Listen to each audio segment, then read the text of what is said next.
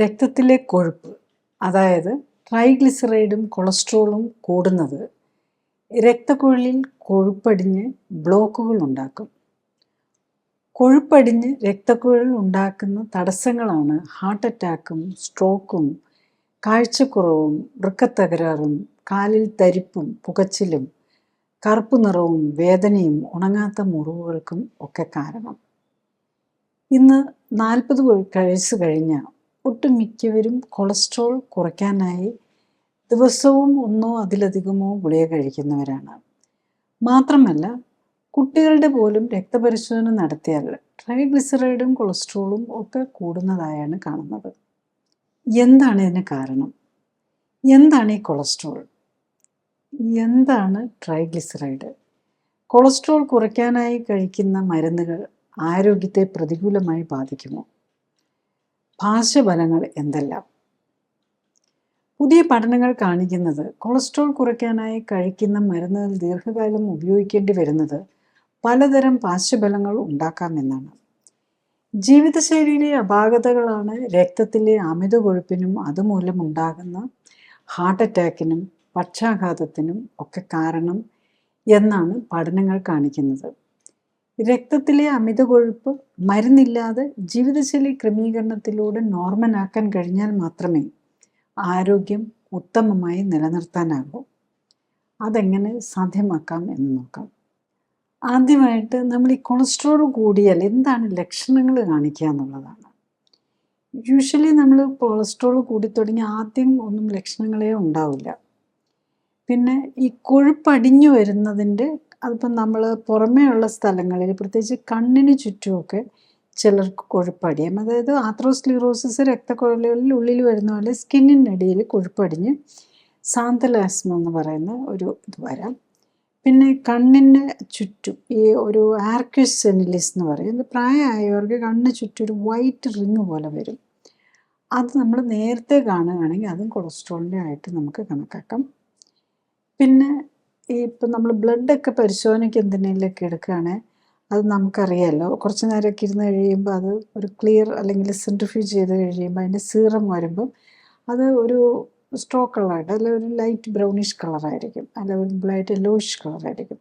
പക്ഷേ ഈ കൊളസ്ട്രോളും ട്രൈഗ്ലിസറൈഡും ഒക്കെ കൂടുതലാണ് അവരുടെ ഒരു മിൽക്കി ആയിട്ടിരിക്കും. ഈ ലാബ് ടെക്നീഷ്യൻസിനൊക്കെ നമ്മളത് സെൻട്രിഫ്യൂജ് ചെയ്ത് സാമ്പിൾ കാണുമ്പോൾ തന്നെ അറിയാം ഒത്തിരി കൂടുതൽ കൊളസ്ട്രോളും ട്രൈഗ്ലിസറൈഡും ഒക്കെ ഉണ്ടെങ്കിൽ അതും അങ്ങനെ അറിയാൻ പറ്റും. പക്ഷെ അത് നമ്മുടെ ഒരു സിംറ്റമായിട്ട് വരികയില്ല. ഒരു സിംറ്റമായിട്ട് വരുന്നത് ഇതിൻ്റെ ഈ സൈഡ് ഇഫക്ട്സ് കൊണ്ട് കൊഴുപ്പടിഞ്ഞു വരുന്ന സൈഡ് ഇഫക്റ്റ് എത്തി രക്തക്കുഴലുകളിൽ ബ്ലോക്ക് വന്ന് ഈ നേരത്തെ പറഞ്ഞാൽ സ്കിന്നിൽ അടിഞ്ഞു വരുന്ന സാന്തലാഷ്മാരം, ഇല്ലെങ്കിൽ രക്തക്കുഴലുകളിൽ അടിഞ്ഞിട്ട് ഹാർട്ടിന് ഡാമേജ് വന്ന് ഹാർട്ടിൻ്റെ രക്തക്കുഴലുകൾക്ക് ഡാമേജ് വന്ന് കൊറോണറി ആർട്ടറി ഡിസീസ് വന്ന് അറ്റാക്ക് വരികയോ അല്ലെങ്കിൽ അഞ്ചയന വരികയോ അല്ലെങ്കിൽ ഈ സ്ട്രോക്ക് വരികയോ അല്ലെങ്കിൽ കിഡ്നി ഫെയിലിയറിലേക്ക് കിഡ്നി ഫങ്ഷൻ കുറഞ്ഞ് അതും കിഡ്നി ഫങ്ഷൻ കുറയാനൊന്നും തുടങ്ങുമ്പോൾ നമ്മൾ ഒരു സിംറ്റംസും ഉണ്ടാവില്ല. ഇതെല്ലാം നമ്മൾ സിംറ്റംസിലേക്ക് എത്തണമെങ്കിൽ അതൊരു എൻഡ് സ്റ്റേജ് ഓർഗൻ ഡിസീസ് വരുമ്പോഴേ യൂഷ്വലി സിംറ്റംസിലേക്ക് വരുള്ളൂ. പിന്നെയും കുറച്ചും കൂടി ഏർലി വരുന്നത് നമുക്ക് ഈ കാലിനൊക്കെ മരവിപ്പ് തരിപ്പ് സെൻസേഷൻ കുറവ് പൊച്ചിലൊക്കെ വരാം. അതും ശരിക്കും കൊളസ്ട്രോളൊക്കെ കൂടി വർഷങ്ങളെടുത്ത് കഴിഞ്ഞിട്ടേ വരത്തുള്ളൂ. പിന്നെ നമ്മൾ പരിശോധനയിലേക്ക് പോയി കഴിഞ്ഞ് കഴിഞ്ഞാൽ ലൈപ്പിഡ് പ്രൊഫൈൽ എന്ന് പറയുന്നതാണ് നമ്മൾ നോക്കുന്നത്. അത് നമ്മളുടെ ബ്ലഡിലെ കൊഴുപ്പിൻ്റെ ഘടകങ്ങൾ എങ്ങനെയാണെന്നുള്ളത് നോക്കുന്നതാണ്. അപ്പം അതിൽ കൊളസ്ട്രോൾ ഉണ്ട്, ട്രൈഗ്ലിസറൈഡ് ഉണ്ട്, യൂഷ്വലി കാണുന്ന HDL, LDL, VLDL, very rare ആയിട്ടൊരു ULDL എന്നും കൂടെ കാണിക്കാറുണ്ട്. അപ്പോൾ നമ്മൾ ഈ ഡിഫറെൻറ്റ് ടൈപ്സ് ഈ കൊഴുപ്പുകളുടെ ഇമ്പോർട്ടൻസും കൂടെ നമുക്കൊന്ന് മനസ്സിലാക്കാം. ബേസിക്കലി ഈ കൊളസ്ട്രോൾ നോക്കുമ്പോൾ നമ്മൾ കൊളസ്ട്രോളും ട്രൈഗ്ലിസറൈഡും ആണ് യൂഷ്വലി ഡയറക്റ്റ്ലി നോക്കുന്നത്. ഇപ്പം HDLും VLDലും ഒക്കെ മേജർ ലാബുകളും വലിയ ഓട്ടോമാറ്റിക് മെഷീനൊക്കെ ഉള്ളിടത്ത് കുറച്ചും കൂടെ അത് ഡയറക്റ്റ് നോക്കാൻ തുടങ്ങിയിട്ടുണ്ട്. അപ്പം ബാക്കി അല്ലെങ്കിൽ ഒരു കാൽക്കുലേഷനാണ്. കൊളസ്ട്രോളും ട്രൈഗ്ലിസറൈഡും നോക്കും. അത് കഴിഞ്ഞാൽ അതിൻ്റെ ബേസിലൊരു ഫ്രീഡവോൾസ് ഇക്വേഷൻ എന്ന് പറഞ്ഞൊരു ഇക്വേഷൻ വെച്ച് കാൽക്കുലേറ്റ് ചെയ്യുകയാണ്. അപ്പം അത് പലപ്പോഴും തെറ്റാറുണ്ട്. പ്രത്യേകിച്ച് നമ്മൾ ഈ ട്രൈഗ്ലിസറൈഡ് കൂടുതലുള്ളവർക്ക് LDL കൂടുതലായിട്ടുമൊക്കെ തോന്നും. അതൊരു അപ്പാരൻ്റ്ലി ഇതാണ്. പിന്നെ ഇപ്പോഴും ലേറ്റസ്റ്റ് ആയിട്ട് നമ്മൾ ഈ മെറ്റബോളിക് സിൻഡ്രോമിൻ്റെ ഒക്കെ ഡെഫിഷ്യനിലാണെങ്കിലും ഇമ്പോർട്ടൻസ് കൊടുക്കുന്നത് ഈ HDL-നും ട്രൈഗ്ലിസറൈഡിനുമാണ്. ടോട്ടൽ കൊളസ്ട്രോളിനും LDL-നും അത്ര ഇമ്പോർട്ടൻസ് ഇപ്പം ലേറ്റസ്റ്റ് ആയിട്ട് അതിനേക്കാളും മോർ സിഗ്നിഫിക്കൻറ്റ് ട്രൈഗ്ലിസറൈഡ് കുറഞ്ഞ് നിൽക്കുക HDL ഉണ്ടായിരിക്കും. HDL കുറഞ്ഞു പോകാതെ ആവശ്യത്തിന് HDL-ഉം ഉണ്ട്, ട്രൈഗ്ലിസറൈഡ് കുറയുകയും ചെയ്യുക. ട്രൈഗ്ലിസറൈഡ് ലോ നോർമലും അല്ല ബിലോ നോർമലും ആണെങ്കിൽ, നോർമൽ റേഞ്ചിലാണെങ്കിൽ ഇത്തിരി കൊളസ്ട്രോൾ ഉണ്ടെങ്കിൽ പോലും നമ്മൾ വറി ചെയ്യേണ്ടതില്ല എന്നുള്ളതാണ്. കാരണം നമ്മളുടെ ബോഡി മിക്ക പല സാധനങ്ങളും ഉണ്ടാക്കാനുള്ള ഒരു സാധനമാണ് കൊളസ്ട്രോൾ. നമ്മുടെ സെക്സ് ഹോർമോൺസും അങ്ങനെ പല കാര്യങ്ങൾക്കും വേണ്ടിയിട്ടുള്ള. അപ്പോൾ അവിടെയൊക്കെ എന്തെങ്കിലും കുറവ് വന്നു കഴിഞ്ഞാൽ ആ മെറ്റബോളിക് ബ്ലോക്ക് വരുന്നതിൻ്റെ ഒരു ഇൻഡിക്കേഷനാണ് ഈ കൊളസ്ട്രോൾ കൂടുക എന്നുള്ളത്. അതേസമയം ട്രൈഗ്ലിസറൈഡ് കൂടുക എന്ന് പറഞ്ഞു കഴിഞ്ഞാൽ നമ്മുടെ ഫുഡിൻ്റെ ലൈഫ് സ്റ്റൈൽ തെറ്റിരിക്കുന്നതിൻ്റെ ഒരു എക്സാമ്പിളാണ്. അപ്പോൾ ഈ ട്രൈഗ്ലിസറൈഡ് എന്ന് പറഞ്ഞാൽ എന്താണെന്ന് ചോദിച്ചു കഴിഞ്ഞാൽ നമ്മളുടെ കൊഴുപ്പ്, നമ്മൾ ഈ ആനിമൽ ഫാറ്റും അല്ലെങ്കിൽ വെജിറ്റബിൾ ഓയിലൊക്കെ ഉണ്ടല്ലോ, ഇതെല്ലാം ട്രൈഗ്ലിസറൈഡാണ്. അതായത് ഒരു ഗ്ലിസറിൻ ആറ്റം അതിലേക്ക് 3 ഫാറ്റി ആസിഡ്സ് അറ്റാച്ച് ചെയ്യുന്നത്. അപ്പം ട്രൈഗ്ലിസറൈഡിനകത്ത് 3 ഫാറ്റി ആസിഡും ഉണ്ട്, ഒരു ഗ്ലിസറിൻ ആറ്റം ഉണ്ട്. അപ്പം ഈ ഫാറ്റിൻ്റെ ക്വാളിറ്റി ബേസ് ചെയ്തിരിക്കുന്നതല്ല, അതിന് ട്രൈഗ്ലിസറൈഡിൻ്റെ ക്വാളിറ്റി അല്ലെ നമ്മൾ കഴിക്കുന്ന ഫുഡിലെ എണ്ണയുടെയും ആനിമൽ ഫാറ്റിൻ്റെയും ഒക്കെ ക്വാളിറ്റി എന്താ ഡിസൈഡ് ചെയ്യുന്നതെന്ന് ചോദിച്ചു കഴിഞ്ഞാൽ ഏത് തരം ഫാറ്റി ആസിഡ്സ് ആണ് അതിനകത്ത് യൂസ് ചെയ്തിരിക്കുന്നത് എന്നുള്ളതാണ്. അപ്പം അതിനകത്ത് 4 തരം ഫാറ്റി ആസിഡ്സ് ആണുള്ളത്. സാച്ചുറേറ്റഡ് ഉണ്ട്, omega-3 ഉണ്ട്, omega-6 ഉണ്ട്, omega-9 ഉണ്ട്. പിന്നെ ഇപ്പം നമ്മൾ ഈ ആർട്ടിഫിഷ്യലി ഉണ്ടാക്കുന്ന ഈ ആർട്ടിഫിഷ്യൽ ഹൈഡ്രജനേറ്റഡ് ഫാറ്റ് ഉണ്ടല്ലോ, ഡാൽഡ പോലെയുള്ളത്, അതിനകത്ത് ട്രാൻസ് ഫാറ്റും ഉണ്ടാകും. അത് ആ ഹൈഡ്രജനേഷൻ പ്രോസസ്സിൽ വരുന്നതിൻ്റെ കുറച്ച് പ്രോബ്ലംസ് കൊണ്ട് വരുന്നതാണ്. അപ്പം ഇതൊക്കെയാണ് അതിൻ്റെ നേച്ചർ വരുന്നത്. പിന്നെ ഈ നമ്മൾ HDL, LDL, VLDL, ULDL എന്നൊക്കെ പറയുന്നതിൽ അത് ശരിക്കും നമ്മൾ നമ്മൾ വെള്ളത്തിൽ അലിയുമല്ലോ. നമ്മളുടെ ബ്ലഡ് ആണെങ്കിലും വെള്ളമാണല്ലോ മെയിനിൽ. അപ്പോൾ വെറുതെ എണ്ണയ്ക്ക് അതിനകത്ത് അലിയാൻ പറ്റില്ല. ഈ കൊളസ്ട്രോളിനും ഒന്നും, അത് ഫാറ്റാണ്. അപ്പോൾ അതിനെ ഒരു ഫോസ്ഫോലൈപ്പിഡ്സും കൂടി കൂട്ടി ഒരു ഡിസോൾവ് ചെയ്ത് വെള്ളത്തിൽ അലിയുന്ന ഫോർമാറ്റിലാക്കി കൊണ്ടുപോകാനുള്ള ഒരു മാർഗമാണ് HDL-ഉം LDL-ഉം VLDL-ഉം ഒക്കെ വരുന്നത്. അപ്പോൾ ഇവർ മൂന്നും തമ്മിലുള്ള വ്യത്യാസം എന്താണെന്ന് വെച്ചാൽ HDL-നകത്ത് ഏറ്റവും കൊഴുപ്പ് കുറവായിരിക്കും, അതായത് ട്രൈഗ്ലിസറൈഡ് കുറവായിരിക്കും. VLDL-ൽ കുറച്ചുകൂടെ കൂടുതലുണ്ടാകും. വെരി ലോ ഡെൻസിറ്റിയിൽ കുറച്ചും കൂടെ കൂടി, അതായത് ഫാറ്റിൻ്റെ എണ്ണയ്ക്ക് ഈ ഡെൻസിറ്റി കുറയുകയാണല്ലോ ചെയ്യുന്നത്. അപ്പോൾ ഇത് കൂടി വരുന്ന കൂടുതലുണ്ടാകും. അപ്പോൾ കൂടുതൽ സൈസായിരിക്കും. അതാണ് വെരി ലോ ഡെൻസിറ്റി ലൈപ്പോപ്രോട്ടീൻ. ഏറ്റവും കുറവ് അൾട്രാ ലോ ഡെൻസിറ്റി ലൈപ്പോപ്രോട്ടീൻസ് ആണ്. അൾട്രാ ലോ ഡെൻസിറ്റി ലൈപ്പോപ്രോട്ടീൻ എന്ന് പറഞ്ഞാൽ നമ്മുടെ വയറിൽ നിന്ന് നമ്മൾ അബ്സോർബ് ചെയ്ത് നേരെ കൊണ്ടുപോകുന്നതാണ്. അപ്പോൾ അവിടെ നിന്നുള്ള അബ്സോർപ്ഷനിൽ അത് വരുന്നത് വെരി അൾട്രാ ലോ ഡെൻസിറ്റിയാണ്. അത് യൂഷ്വലി ബ്ലഡിലേക്ക് അങ്ങനെ വരികയില്ല, കാരണം അത് നേരെ വരുന്ന ലിവറിലാണ്. ലിവർ ഇതിനെ മാറ്റി ലോ ഡെൻസിറ്റി ലൈപ്പോപ്രോട്ടീനും വെരി ലോ ഡെൻസിറ്റി ലൈപ്പോപ്രോട്ടീനും ഒക്കെ ആക്കി അവരാണ് ഇതും കൊണ്ട് നമ്മുടെ ബ്ലഡിൽ കൂടെ സാധാരണ നടക്കുന്നത്. അതുകൊണ്ട് അതിനെയാണ് നമ്മൾ ഒരു കാൽക്കുലേഷൻ വഴി നമ്മൾ അപ്രോക്സിമേറ്റ് ചെയ്യുന്നെന്ന് വരുന്നുള്ളൂ. അപ്പോൾ HDL നല്ലതെന്ന് പറഞ്ഞാൽ HDL എന്ന് പറയുന്നത് ശരിക്കും ഈ കൊഴുപ്പ് അധികം ഇല്ലാത്തതാണ്. അത് ഫോസ്ഫോലൈപ്പിഡ്സാണ്, ഹൈ ഡെൻസിറ്റിയാണ്, വേണ്ട ഡിസ്ട്രിബ്യൂഷനൊക്കെ കഴിഞ്ഞ് തിരിച്ചു വരുന്നവരാണ് അവർ. അപ്പോൾ ഈ ഒത്തിരി ഇതുമായിട്ട് പോകുന്നത് ഈ ഡയബറ്റിക് പേഷ്യൻസിനൊക്കെ അല്ലെ ഒബേസിറ്റിയൊക്കെ ഉള്ളവർക്ക് എന്താണെന്ന് ചോദിച്ചു കഴിഞ്ഞാൽ നമ്മുടെ ഫാറ്റ് സെൽസ് എനിക്ക് കൊഴുപ്പ് വേണ്ടെന്ന് പറയും. അപ്പോൾ പിന്നെ ഇവരിങ്ങനെ കറങ്ങിക്കൊണ്ടിരിക്കേണ്ടി വരും. നമുക്ക് എവിടെയെങ്കിലും ഒരു ബ്ലോക്ക് വന്നു കഴിഞ്ഞാൽ, നമ്മൾ കോവിഡ് സമയത്ത് ഈ ഓയിലൊക്കെ എക്സസ് വന്നു കഴിഞ്ഞപ്പം ഓയിൽ ടാങ്കേഴ്സൊക്കെ കടലിൽ കൂടെ ഇങ്ങനെ വെറുതെ നടക്കുമായിരുന്നു എന്ന് പറയുമല്ലായിരുന്നു. എന്ന് പറഞ്ഞാൽ ഓയിൽ ആർക്കും വേണ്ട, കോവിഡാണ്, എല്ലായിടത്തും ബ്ലോക്കാണ്, എല്ലാം അടച്ചു കിടക്കുകയാണല്ലോ, ആരും വണ്ടി ഓടിക്കുന്നില്ല. അപ്പോൾ ഈ ഫാറ്റിനെ ഞങ്ങൾക്ക് വേണ്ടാന്ന് ഫാറ്റിൻ്റെ സ്റ്റോറേജ് സെല്ല് പറയുമ്പോൾ ഇതിന് വേറെ ഇങ്ങോട്ടും പോകാൻ സ്ഥലമില്ലാത്തതുകൊണ്ട് ഇതിങ്ങനെ കറങ്ങിക്കൊണ്ടിരിക്കും. അങ്ങനെ വരുമ്പോഴാണ് ഈ VLDL-ഉം LDL-ഉം ഒക്കെ കൂടി വരും. മറ്റേ കൊഴുപ്പിനെ കൊണ്ടുപോയി സ്റ്റോർ ചെയ്ത് പറ്റാതെ വരുമ്പോൾ അപ്പോൾ ഇതിങ്ങനെ കറങ്ങുമ്പോഴാണ് നമ്മളുടെ ബ്ലഡിൽ കൂടുതൽ വരുന്നത്. അപ്പം ബേസിക്കലി ഇതിന് കാരണം എന്താ, നമ്മൾ കൂടുതൽ കഴിക്കുന്നതുകൊണ്ടാണ്. ബോഡി ഇങ്ങനെ കഴിക്കുന്നത്, നമ്മൾ ബോഡിയിൽ ഫാറ്റ് ഉണ്ടാകുന്ന എന്ത് ചെയ്യുന്ന ഒന്നെങ്കിൽ നമ്മൾ ഫാറ്റി ആയിട്ടുള്ള ഓയിലും വെജിറ്റബിൾ ഓയിൽസോ നട്ട്സോ ഒക്കെ കഴിക്കും, അല്ലെങ്കിൽ ആനിമൽ ഫാറ്റ് കഴിക്കും, അല്ലെങ്കിൽ നമ്മളുടെ ആർട്ടിഫിഷ്യൽ ഈ ഡാൽഡ പോലെയുള്ള സാധനങ്ങൾ, അതാണല്ലോ ഈ ബേക്കറി ഐറ്റംസ്. ഇപ്പം നമ്മൾ ഈ ആർട്ടിഫിഷ്യൽ ഗീ അതാണല്ലോ നമ്മൾ കൂടുതൽ ഉപയോഗിക്കുന്നത്. അപ്പോൾ അത് കൂടുതൽ ഡേഞ്ചർ. അതാണെങ്കിൽ നമുക്ക് നമ്മുടെ സെല്ലിന് എങ്ങനെയാണ് അതിനെ ഉപയോഗിക്കേണ്ടതെന്ന് തന്നെ അത് ഒരു ആർട്ടിഫിഷ്യലി ഉണ്ടായ സാധനമാണല്ലോ. ഇപ്പോൾ നമ്മുടെ വെളിച്ചെണ്ണയിലത് സാച്ചുറേറ്റഡ് ഫാറ്റ് ആണെങ്കിലും അത് നമ്മുടെ ബോഡി ഈസി ആയിട്ട്, പ്രത്യേകിച്ച് വർക്ക് ചെയ്യുന്നുണ്ടെങ്കിൽ അത് ഈസി ആയിട്ട് തന്നെ എനർജി ആക്കി മാറ്റും. ഈ മറ്റേ ഈ ഹൈഡ്രോജനേറ്റഡ് ഫാറ്റിനെ നമ്മുടെ ബോഡിക്ക് എനർജി ആക്കി മാറ്റാനും ഡിഫിക്കൽട്ടാണ്. അപ്പോൾ അത് വൺസ് സ്റ്റോർ ചെയ്ത് കഴിഞ്ഞ് കഴിഞ്ഞാൽ അത് പിന്നെ എടുത്ത് ഉപയോഗിക്കാനും ഉള്ള മടി വരും. അപ്പോൾ അങ്ങനെയാണ് ഈ പലർക്കും ഈ വണ്ണം കൂടുതലുള്ളവർക്ക് കൂടുതൽ ടയേർഡ്നെസ്സും ഒരു ലേസി ആയിട്ടും, കാരണം അവരുടെ ആ മെറ്റബോളിസം ശരിയാകില്ല, എനർജി ഉൽപ്പാദിപ്പിക്കാൻ തന്നെ പ്രോപ്പറായിട്ട് പറ്റില്ല. കാരണം ഇപ്പോൾ നമ്മൾ കഴിച്ചു വെച്ചുള്ള പേസ്ട്രിയും ബേക്കറി ഐറ്റംസും ഒക്കെ കഴിച്ച് അതിനകത്തെല്ലാം വരുന്നത് ഈ ഹൈഡ്രോജനേറ്റഡ് ഫാറ്റാണ്. ഈവൻ നമുക്ക് ആർട്ടിഫിഷ്യൽ ഐസ്ക്രീം എന്ന് പറഞ്ഞാൽ നമ്മൾ പാലിൽ നിന്ന് ബേസിക്കലി പാലും മുട്ടയാണല്ലോ. പക്ഷെ അല്ലാത്ത ഇപ്പം ശരിക്കും ഐസ്ക്രീം അല്ല നമ്മൾ പലപ്പോഴും ഉപയോഗിക്കുന്ന നമ്മൾ കഴിക്കുന്ന സാധനത്തിലെ പലതും. അതൊക്കെ ശരിക്കും പറഞ്ഞു കഴിഞ്ഞാൽ ഈ ഹൈഡ്രോജനേറ്റഡ് ഫാറ്റ് വെച്ചുണ്ടാക്കുന്ന. നമ്മൾ ഓർക്കണം, നമ്മളുടെ കുഞ്ഞുങ്ങൾക്കും ഒക്കെ നമ്മളത് മേടിച്ചു കൊടുക്കുമ്പം അത് അവരുടെ ബ്രെയിനിനെയും എല്ലാം ഡാമേജ് ചെയ്യും. കാരണം ബ്രെയിൻ ഉണ്ടാക്കിയിരിക്കുന്നത് ശരിക്കും ഫാറ്റാണ് ബ്രെയിനിനകത്തെ മെയിൻ കണ്ടൻറ്റ്. അപ്പോൾ ഹൈഡ്രോജനേറ്റഡ് ഫാറ്റൊക്കെയാണ് ബ്രെയിനിൻ്റെ സെൽസ് ഉണ്ടാക്കാനിരിക്കുന്നതെങ്കിൽ അത് തന്നെ അവരുടെ ഇൻ്റലിജൻസും മെമ്മറി പവറും പഠിക്കാനുള്ള കഴിവും എല്ലാം കളയും. അപ്പം അതുകൊണ്ട് നമ്മൾ വെരി കെയർഫുൾ ആയിരിക്കണം. നെക്സ്റ്റ്, ഈ കൊളസ്ട്രോൾ കൊണ്ടുള്ള ബെനിഫിറ്റ് എന്താണെന്നുള്ളതാണ്.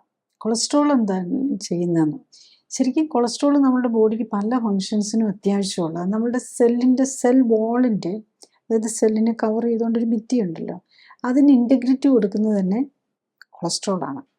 അപ്പം നമ്മളത് പ്ലാന്റിൽ ഇതാവശ്യമില്ല, പ്ലാന്റിന് വേറെ രീതിയിലാണ് അതിൻ്റെ സെൽസിന് ഇത് ചെയ്യുന്നത്.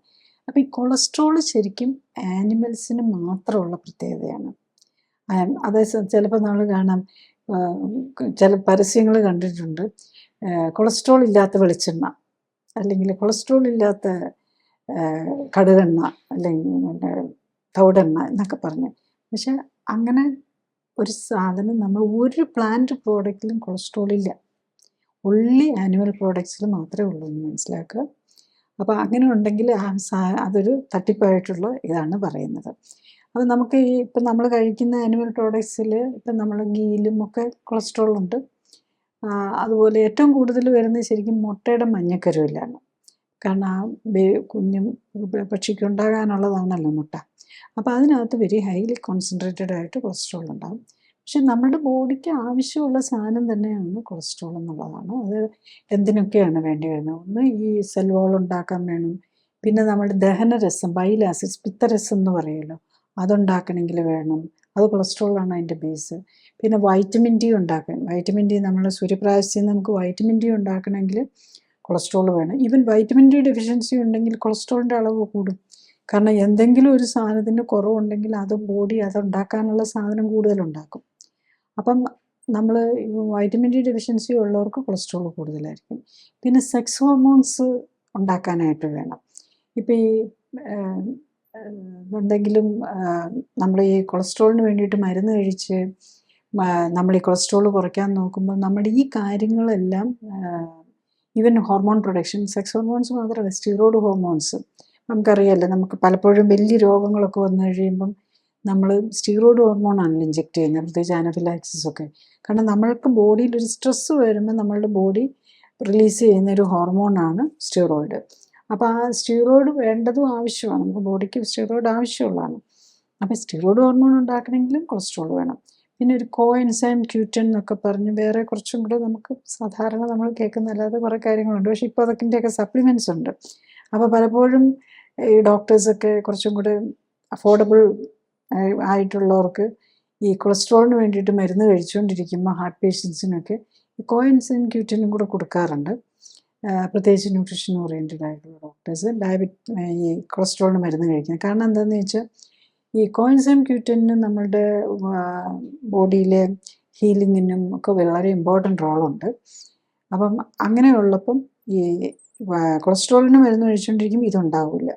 അപ്പോൾ ഇത് സപ്ലിമെൻറ്റ് ചെയ്യാനായിട്ട് കൊടുക്കുന്നത്. പക്ഷേ നമ്മൾ കറക്റ്റായിട്ട് നോക്കിയാൽ നമ്മൾ കൊളസ്ട്രോളിന് തന്നെ നമ്മൾ മരുന്നെടുക്കേണ്ട ആവശ്യമില്ല. മരുന്ന് ഇല്ലാതെ തന്നെ നമ്മൾ ലൈഫ് സ്റ്റൈൽ കറക്റ്റ് ചെയ്ത് കഴിഞ്ഞ് കഴിഞ്ഞാൽ ആകുന്നതേ ഉള്ളൂ. അതുകൊണ്ട് നമ്മൾ യൂഷ്വലി നമ്മൾ ന്യൂട്രീഷൻ ഓറിയൻറ്റഡ് ഉള്ള ട്രീറ്റ്മെൻറ്റ് ആണെങ്കിലും കോഎൻസൈം Q10 പോലെയുള്ള ലെവലിലുള്ള ന്യൂട്രീഷൻ സപ്ലിമെൻറ്റ്സ് ഒന്നും നമ്മൾ യൂസ് ചെയ്യാറില്ല. നമ്മൾ കഴിയുന്ന നേരത്തെ എൻ്റെ അപ്രോച്ചാണ് ഞാൻ പറഞ്ഞത്.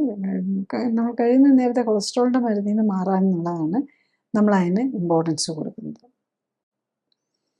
നെക്സ്റ്റ് ട്രൈഗ്ലിസറൈഡിൻ്റെ റോളെന്ന് ചോദിച്ചു കഴിഞ്ഞാൽ, ട്രൈഗ്ലിസറൈഡ് നമുക്ക് ബോഡിയുടെ സെൽസിൻ്റെ ബിൽഡിംഗ് ബ്ലോക്കായിട്ട് ഈ ഒരു ലൈപ്പിഡ് ബൈലെയർ എന്ന് പറയും. നമ്മുടെ ഈ സെൽ വാളയിൽ കൊളസ്ട്രോൾ വേണമെന്ന് പറഞ്ഞതുപോലെ തന്നെ ബേസിക്കലി സെൽ വോള് തന്നെ ഉണ്ടാക്കിയിരിക്കുന്നത് ഫാറ്റ് വെച്ചിട്ടാണ്. അതിന് ലൈപ്പിഡ് ബൈലെയർ എന്നാണ് പറയുന്നത്. അതായത് ട്രൈഗ്ലിസറൈഡ്സ് ഈ ഫാറ്റി ആസിഡ്സും അങ്ങോട്ടും ഇങ്ങോട്ടും കിടക്കുന്ന ഒരു പ്രത്യേക ഒരു പാറ്റേൺ ഉണ്ട് അതിന്. അങ്ങനെയാണ് അത് ഉണ്ടാക്കിയിരിക്കുന്നത്. അപ്പം നമ്മുടെ മസിലിനൊക്കെ നമ്മൾ പ്രോട്ടീൻ വേണം. പക്ഷേ ജനറലി മറ്റുള്ള കോശങ്ങൾക്കെല്ലാം ഇപ്പം fat cells, brain cells, nerve cells, ഇതൊക്കെ ശരിക്കും മെയിൻ കണ്ടൻറ്റ് തന്നെ ഫാറ്റും വാട്ടറുമാണ്, നോട്ട് പ്രോട്ടീൻ. പ്രോട്ടീൻ വളരെ നിസ്സാരമേ ഉള്ളൂ ബ്രെയിൻ സെൽസിലുമൊക്കെ. അപ്പോൾ ഇതെല്ലാം ഉണ്ടാക്കാനായിട്ട് നമുക്ക് ട്രൈഗ്ലിസറൈഡാണ് എല്ലാ സെല്ലിൻ്റെ മെംബ്രെയിൻസ് എന്ന് പറഞ്ഞാൽ പുറമേ മാത്രമല്ല, നമുക്ക് ഈ സെല്ലിനകത്തും ഉണ്ട് പലതരം ഓർഗനൽസ് ഉണ്ട്, ന്യൂക്ലിയസ്, മൈറ്റോകോൺട്രിയ, ഇതിൻ്റെ എല്ലാം കവറിങ് ഉണ്ടാക്കിയിരിക്കുന്നത് ഫാറ്റ് വെച്ച് തന്നെയാണ്. അപ്പോൾ ഫാറ്റിൻ്റെ എന്ത് ക്വാളിറ്റി ഓഫ് ഫാറ്റും അതുകൊണ്ട് തന്നെ വളരെ ഇമ്പോർട്ടൻ്റ് ആണ്. അതിൽ തന്നെ ഈ ക്വാളിറ്റി ഓഫ് ഫാറ്റ് 4 തരം ഫാറ്റ് ഉണ്ടെന്ന് പറഞ്ഞില്ലേ, അതിൽ omega-3 omega-6 ശരിക്കും പറഞ്ഞാൽ ഒരു ന്യൂട്രിയൻ്റ് ആണ്. അതുപോലെ തന്നെ അതൊരു വൈറ്റമിൻ പോലെയാണ് വർക്ക് ചെയ്യുന്നത്. അപ്പോൾ ശരിക്കും ഇപ്പോഴത്തെ ലേറ്റസ്റ്റ് സ്റ്റഡീസ് കാണിക്കുന്നത് നമ്മുടെ ബോഡിയുടെ ഇമ്മ്യൂൺ സിസ്റ്റത്തെ കൺട്രോൾ ചെയ്യുന്നത്, അതായത് നമ്മുടെ ബോഡിയുടെ സെല്ലുലാർ ലെവൽ മുതൽ ബോഡിയെ കൺട്രോൾ ചെയ്യുന്നത് ഫാറ്റാണെന്നുള്ളതാണ്. ഈ ഫാറ്റിൽ തന്നെ omega-3 6 ആണ് നമ്മളെ കൺട്രോൾ ചെയ്യുന്നത്. നമുക്ക് ബ്രെയിനിലാണല്ലോ നമ്മൾ കൺട്രോളിങ് മെക്കാനിസം ഇരിക്കുന്നത് നമുക്കറിയാമല്ലോ. അപ്പോൾ ഈ ബ്രെയിനുണ്ടാക്കാനായിട്ട് മെയിൻലി ഉണ്ടാക്കിയിരിക്കുന്നത് തന്നെ ഫാറ്റ് വെച്ചാണ്. അപ്പം ഇതിൽ ഏറ്റവും പ്രധാനം നമ്മളിപ്പോൾ മനസ്സിലാക്കേണ്ടത്, നമ്മൾ കഴിക്കുന്ന ഫുഡ് അത്ര ഇമ്പോർട്ടൻ്റ് ആണ്. അതിൽ ഫാറ്റ് omega-3 6 ഐഡിയൽ ഒരു ഹെൽത്ത് കണ്ടീഷനിൽ omega-3 6 1:1 റേഷ്യോ ആയിരിക്കണം. കാരണം ഈ സെൽ മെംബ്രെയിൻ ഉണ്ടാക്കിയിരിക്കുന്നത് ഈ ഫാറ്റ് വെച്ചിട്ടാണല്ലോ. അപ്പോൾ ഈ ഫാറ്റിൽ omega-3 അളവും omega-3 ആണ് ഏറ്റവും നമ്മുടെ സെല്ലിനെ യങ് ആൻഡ് ഫ്ലെക്സിബിളായിട്ട് കീപ്പ് ചെയ്യും. നമുക്കറിയാം നമ്മുടെ ജോയിൻസ് ഒക്കെ സ്റ്റിഫായി പോയി കഴിഞ്ഞാൽ വലിയ പാടല്ലേ എന്ന് പറഞ്ഞാൽ ആ ഫ്ലെക്സിബിലിറ്റി സെല്ലിന് കൊടുക്കാനായിട്ട് omega-3 ആണ് ഏറ്റവും ബെസ്റ്റ്. പിന്നെ കുറച്ചുകൂടി കുറവ് omega-6, പിന്നെ omega-9, പിന്നെ സാച്ചുറേറ്റഡ് ഫാറ്റാണ്. അപ്പോൾ സാച്ചുറേറ്റഡ് ഫാറ്റും പ്രത്യേകിച്ച് ട്രാൻസ് ഫാറ്റൊക്കെ നമ്മുടെ സെൽ ഇതിനകത്ത് വന്നിട്ടുണ്ടെങ്കിൽ ഈ സെൽ വോൾ സിന്തസിസിലും ബോഡി ബിൽഡിങ്ങിൽ വന്നു കഴിഞ്ഞാൽ ആ സെല്ലിൻ്റെ ഫ്ലെക്സിബിലിറ്റി പോകും, ലൈഫ് എക്സ്പെക്റ്റൻസി കുറയും. പിന്നെ ഇതിനകത്തൂടെ ഈ മെംബ്രെയിനാണല്ലോ, അതിനകത്തൂടെ വേണമല്ലോ ഈ ന്യൂട്രിയൻ്റ് അകത്ത് കയറാനും പുറത്ത് വരാനും. അപ്പോൾ ആ ട്രാൻസ്പോർട്ട് ഓഫ് ന്യൂട്രിയൻറ്റും അതുപോലെ വേസ്റ്റ് റിമൂവലിനും ഒക്കെ തടസ്സം വരും ഈ ട്രാൻസ് ഫാറ്റും സാച്ചുറേറ്റഡ് ഫാറ്റും ഒക്കെ ബോഡി ബിൽഡിങ്ങിൽ വന്നാൽ. അതുപോലെ തന്നെ ഈ omega-6 എന്ന് പറയുന്നത് ഇൻഫ്ലമേറ്ററിയാണ്, അത് പ്രതിരോധമാണ്. omega-3 ആണ് ഹീലിംഗ് വരുന്നത്. അപ്പം നമ്മൾ ഈ ലൈഫ് സ്റ്റൈൽ ഡിസീസസ് എല്ലാം, ഹാർട്ട് ഡിസീസ് ആണെങ്കിലും ഡയബറ്റീസ് ആണെങ്കിലും ആർത്രൈറ്റിസ് ആണെങ്കിലും എല്ലാം ഇൻഫ്ലമേറ്ററി ഡിസീസിലാണ് വരുന്നത്. അവിടെ ഇൻഫ്ലമേഷനാണ് കൂടുന്നത്. അപ്പോൾ ഇൻഫ്ലമേഷൻ എന്ന് പറഞ്ഞു കഴിഞ്ഞാൽ, ഇൻഫ്ലമേറ്ററി ഫുഡ് എന്ന് പറഞ്ഞു കഴിഞ്ഞാൽ ഏറ്റവും പ്രധാനം ഈ omega-6 കൂടുതലുള്ളതാണ്.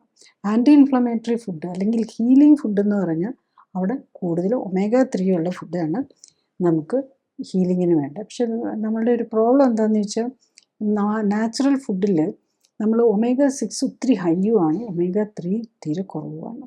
അപ്പോൾ അതുകൊണ്ടാണ് പ്രത്യേകിച്ച് ഇന്നത്തെ ഈ പ്രോസസ്ഡ് ഫുഡിലും അങ്ങനത്തെ ഇപ്പോഴത്തെ ലൈഫ് സ്റ്റൈലിൽ എല്ലാം നമുക്ക് ഓയിലൊക്കെ ഒത്തിരി പഴയ പോലെ അല്ലല്ലോ, ഒത്തിരി ഫ്രീലി അവൈലബിൾ ആണല്ലോ. അപ്പം അതിൻ്റെ അളവ് കൂടിയതോടെ ഈ സാധാരണ വെജിറ്റബിൾ ഓയിലെല്ലാം വെരി ഹൈ omega-6 ആണ്, അതേസമയത്ത് കാര്യമായ omega-3 ഇല്ല. അതുകൊണ്ടുമാണ് നമ്മൾ ഇന്ന് ലൈഫ് സ്റ്റൈൽ ഡിസീസസ് കൂടാനുള്ള കാരണം. പിന്നെ ഫാറ്റിന് നമുക്ക് നമ്മുടെ എനർജി യൂസ്, ഇപ്പോൾ നമ്മളൊരു സ്റ്റോറായിട്ട് ഫാറ്റ് യൂസ് ചെയ്യും, പ്രത്യേകിച്ച് ട്രൈഗ്ലിസറൈഡ്. അതിനെ നമുക്ക് എപ്പം വേണേലും ട്രൈഗ്ലിസറൈഡും ഈ ഫാറ്റി ആസിഡ്സിനെ സ്പ്ലിറ്റ് ചെയ്ത് നമ്മളുടെ എനർജി യൂസിന് ഉപയോഗിക്കാം. പിന്നെ നമുക്കൊരു ബോഡിയിൽ നമ്മളെ ടെമ്പറേച്ചർ ഒരു ഇൻസുലേഷൻ പോലെ നമ്മുടെ ടെമ്പറേച്ചർ ഇത് ചെയ്യാനും പ്രൊട്ടക്ഷനും നമ്മുടെ ബോഡിക്ക് ഷേപ്പ് വരുന്നത്. നമ്മൾ നല്ല കറക്റ്റ് പ്രൊപ്പോർഷനിൽ ഫാറ്റ് നമ്മുടെ ബോഡിയിലുള്ളപ്പോഴാണ് ബോഡി ഏറ്റവും ഷേപ്പ് ആകുന്നത്. കൂടി വരുമ്പോഴേക്കും വയറൊക്കെ ചാടി നമ്മുടെ ബോഡിയുടെ ആ ഷേപ്പ് നഷ്ടപ്പെടും. അതുപോലെ തീരെ ഫാറ്റ് ഇല്ലാതെ വരുമ്പോഴാണ് തീരെ മെലിഞ്ഞ് അതും ഒരു എല്ലൊക്കെ കാണാവുന്ന ഇങ്ങനെ തള്ളി വരുന്ന പോലെ വരുന്നതും ഇതിലാണ്. അപ്പോൾ ഏറ്റവും ഐഡിയൽ എന്ന് പറഞ്ഞു കഴിഞ്ഞാൽ ഇപ്പോൾ ലേഡീസിലൊക്കെ ആണെങ്കിൽ ഒരു 20 to 25%, ജെൻസിലാണ് 10 to 15% ഐഡിയലുള്ള ഫാറ്റ്. നമ്മുടെ ഈ അത്ലറ്റിക് ആയിട്ടുള്ള ഓട്ടക്കാരുടെയും നമ്മുടെ ഈ അസ്ട്രോനോട്ട്സിൻ്റെയൊക്കെ ബോഡി കാണാറുണ്ട്. ഈ ഫുട്ബോളേഴ്സും അതുപോലെയുള്ളവർക്കൊക്കെ അതാണ് ഫിറ്റ്നസ്സിൻ്റെ ഇത് വരുന്നത്. അപ്പോൾ ഒട്ടും കുടവയറൊന്നും ഇല്ലാതെ നല്ല ഷേപ്പായിട്ടിരിക്കുന്ന ബോഡി എന്നുള്ളത്. അപ്പോൾ അതിലാണ് കറക്റ്റായിട്ടുള്ള ഫാറ്റ് പെർസെൻറ്റേജ് വരുന്നത്. നെക്സ്റ്റ് നമ്മൾ ഈ കൊളസ്ട്രോൾ കൂടിയാൽ ട്രൈഗ്ലിസറൈഡ് കൂടിയാൽ ഡിസ്ലൈപ്പിഡീമിയ എന്താണ് പ്രോബ്ലം ഉണ്ടാക്കുന്നത് എന്നുള്ളതാണ്. ബേസിക്കലി നമ്മൾ ഈ കൊളസ്ട്രോൾ കൂടുക അല്ലെങ്കിൽ ട്രൈഗ്ലിസറൈഡ് കൂടുക എന്ന് പറഞ്ഞാൽ നമ്മളുടെ ബ്ലഡിനകത്തൂടെ ഒഴുകുന്ന കൊഴുപ്പിൻ്റെ അളവ് കൂടുക എന്നുള്ള. അപ്പോൾ അത് ഡെപ്പോസിറ്റ് ചെയ്യും എവിടെയെങ്കിലും രക്തക്കൊഴലുകളിൽ തന്നെ ഡെപ്പോസിറ്റ് ചെയ്ത് അതിനെയാണ് നമ്മൾ ബ്ലഡ് വെസൽ ബ്ലോക്ക്. നമുക്ക് ഏറ്റവും ഫെമിലിയർ ആയിട്ടുള്ള ഹാർട്ടിൻ്റെ ബ്ലോക്കുകൾ തന്നെയാണ്. പിന്നെ ബ്രെയിനിലേക്കുള്ള രക്തക്കൊഴലുകൾക്ക് ബ്ലോക്ക് വരുമ്പോഴാണ് നമുക്ക് സ്ട്രോക്ക് വരിക. അതുപോലെ ഹാർട്ടിലേക്ക് വന്നു കഴിഞ്ഞാൽ ഹാർട്ട് അറ്റാക്ക് വരാം. പിന്നെ അതുപോലെ മറ്റ് ഏത് ഓർഗൻ്റെയും രക്തക്കൊഴലുകൾക്ക് ഡാമേജ് വരാം. അപ്പോൾ അങ്ങനെ ഇപ്പം ഈ കൊളസ്ട്രോളിൻ്റെ ഉള്ളവർക്ക് മിക്കവാറും ഈ രക്തക്കൊഴലുകളിൽ ഇങ്ങനെ അടിഞ്ഞു കഴിയുമ്പോഴേക്ക് ഈ നാരോ ആകുന്നത് കൊണ്ട് BP കൂടാൻ തുടങ്ങും. പിന്നെ ഇതുള്ളവർക്ക് മിക്കവാറും ഡയബറ്റീസ് ഉണ്ടാകും. ഇതെല്ലാം മെറ്റബോളിക് സിൻഡ്രോമിൻ്റെ ഭാഗമാണ്. അപ്പം നമുക്ക് കൊളസ്ട്രോൾ ഉള്ളവർക്ക് കൂടുതലുള്ളവർക്ക് ഫാറ്റി ലിവർ വരും. പിന്നെ കാലിലേക്കുള്ള ഹാർട്ടിലേക്കുള്ളത് മാത്രമല്ല കാലിലേക്കുള്ളത് രക്തക്കൊഴലുകൾക്ക് അടവ് വരാൻ തുടങ്ങുമ്പോഴാണ് ഈ കാലിന് കഴപ്പ്, പുകച്ചിൽ, അതുപോലെ കുറച്ച് നേരം നടക്കുമ്പോഴേക്കും കാലിന് വേദന ഇങ്ങനത്തെയൊക്കെ വരുന്നത് അതിന് അവിടുത്തെ രക്തക്കൊഴലുകളിൽ ബ്ലോക്ക് വരുമ്പോഴാണ്. ഈവൻ ചിലപ്പം നമ്മൾ വയറിൻ്റെ രക്തക്കൊഴലുകളിൽ ബ്ലോക്ക് വന്നിട്ടും വരാറുണ്ട്. വയറുവേദന ഭക്ഷണം കഴിച്ചു കഴിയുമ്പോൾ വയറുവേദന വരുന്നുണ്ടെങ്കിൽ അതിൻ്റെ അർത്ഥം ചിലപ്പോൾ അത് അവിടെ ഈ മെസൻട്രിക് വെസൽസ് എന്നൊക്കെ പറയും, ഈ അവിടെ കുടലിന് രക്തം കൊടുക്കുന്നത് അതിൽ വന്നല്ല അങ്ങനെ ചിലപ്പോൾ ഒക്കെ വരാറുണ്ട്. ഈ ചിലപ്പം വലിയ വയറുവേദനയൊക്കെ വന്ന് ശരിക്കും ഹാർട്ട് അറ്റാക്ക് വരുന്നത് പോലെ ഇൻഡസ്ട്രൈനൽ അറ്റാക്ക് പോലെ വന്നിട്ട് അവിടെ ഒരു ഭാഗമൊക്കെ ഇൻഡസ്ട്രീനൊക്കെ മാറ്റിക്കളയേണ്ടതുപോലെ വരും. പിന്നെ നമ്മൾ പലതരം ന്യൂറോപ്പതികൾ, സെൻസറി ഡെഫിസിറ്റ് വരാം, കാലിലേക്കൊക്കെയുള്ള സെൻസേഷൻ കുറയാം, ഹിയറിങ്, കൊളസ്ട്രോളിൻ്റെ പ്രോബ്ലം ഉള്ളവർക്ക് ഹിയറിങ്ങിൻ്റെ കുറവ് വരാം. ഇപ്പോൾ നമുക്കറിയാമല്ലോ എന്തോരം പേരാണ് ഹിയറിങ് എയ്ഡ് യൂസ് ചെയ്യേണ്ടി വരുന്നത്. ഇതെല്ലാം കൊളസ്ട്രോളും ഷുഗറും BPയും ഒക്കെ ഉള്ള ആൾക്കാർക്ക് മാത്രം വർഷങ്ങളായിട്ട് മരുന്ന് കഴിക്കുന്നവർക്കായിരിക്കും മിക്കവാറും ഈ ഹിയറിങ് എയ്ഡ് വേണ്ടി വരുന്നത്. പിന്നെ കണ്ണിൽ വിഷൻ കുറയും. അതും കൊളസ്ട്രോൾ കൊണ്ട് മാത്രമാവില്ല, അതിൻ്റെ കൂടെ മിക്കവാറും അവർക്ക് ഡയബറ്റീസും ഹൈപ്പർ ടെൻഷനും കൂടെ ഉണ്ടാകും. അപ്പോൾ കണ്ണിൻ്റെ വിഷൻ പ്രോബ്ലംസ് വരാം. അതുപോലെ ഈ റെറ്റിന ഡിറ്റാച്ച്മെൻറ്റ് ഇതൊക്കെ വരുമ്പോൾ മിക്കവാറും ഈ പ്രശ്നങ്ങളും കൂടെ ഉള്ളവരായിരിക്കും. പിന്നെ ജനറലി മൊത്തത്തിൽ ക്ഷീണം, കയ്യിലൊക്കെ ആണെങ്കിലും തരിപ്പ്, രാത്രി കിടക്കും, അതൊക്കെ ഈ രക്തക്കൊഴലുകൾക്ക് ബ്ലോക്ക് വരുന്നത് കൊണ്ടാണ്. കാലിൽ റെസ്റ്റ്ലെസ് ലെഗ് സിൻഡ്രോം എന്നൊക്കെ പറയുമല്ലോ, അതൊക്കെ ഒരു പ്രായം കഴിഞ്ഞ് വരുമ്പോൾ കാലിലിങ്ങനെ എപ്പോഴും അനക്കിക്കൊണ്ടിരിക്കണം, കാലിന് അസ്വസ്ഥത, രാത്രി കിടക്കുമ്പോൾ, ഇതൊക്കെ രക്തക്കൊഴലുകളിൽ കൊഴുപ്പടിഞ്ഞ് അങ്ങോട്ടുള്ള രക്തയോട്ടം കുറയുമ്പോഴാണ്. നമ്മൾ പകൽ നമ്മൾ നടക്കുകയൊക്കെ ചെയ്യുമ്പോൾ അത്ര അറിയില്ല, എഴുന്നേറ്റ് നിൽക്കുകയാണല്ലോ.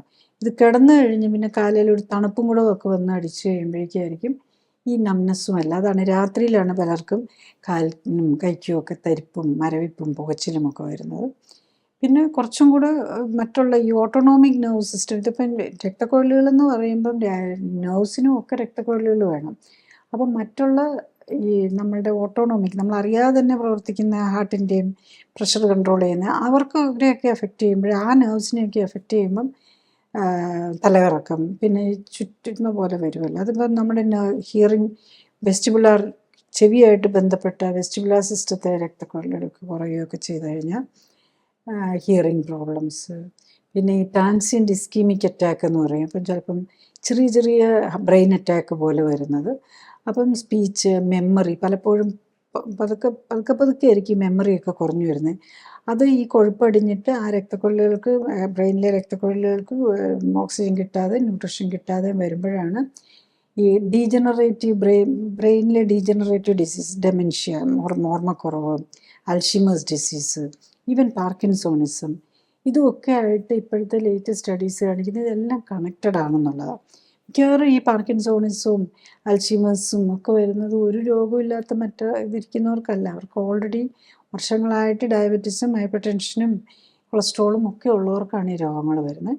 പിന്നെ ഇതുപോലെ CKD, chronic kidney disease, chronic liver disease, fatty ലിവറും ഹെപ്പറ്റൈറ്റിസും വരാം, കിഡ്നി ഫെയിലിയറിലേക്ക് പോകാം, പ്രഷർ വരാം. അങ്ങനെ മൾട്ടിപ്പിൾ രീതിയിലായിരിക്കും ഇത് പ്രശ്നം ചെയ്യുന്നത്. കാരണം ഈ ഡയബറ്റീസിൽ ബ്ലഡിൽ ഗ്ലൂക്കോസ് കൂടുന്നു, ഇതിലാണെങ്കിൽ ബ്ലഡിൽ ഫാറ്റ് കൂടുന്നു.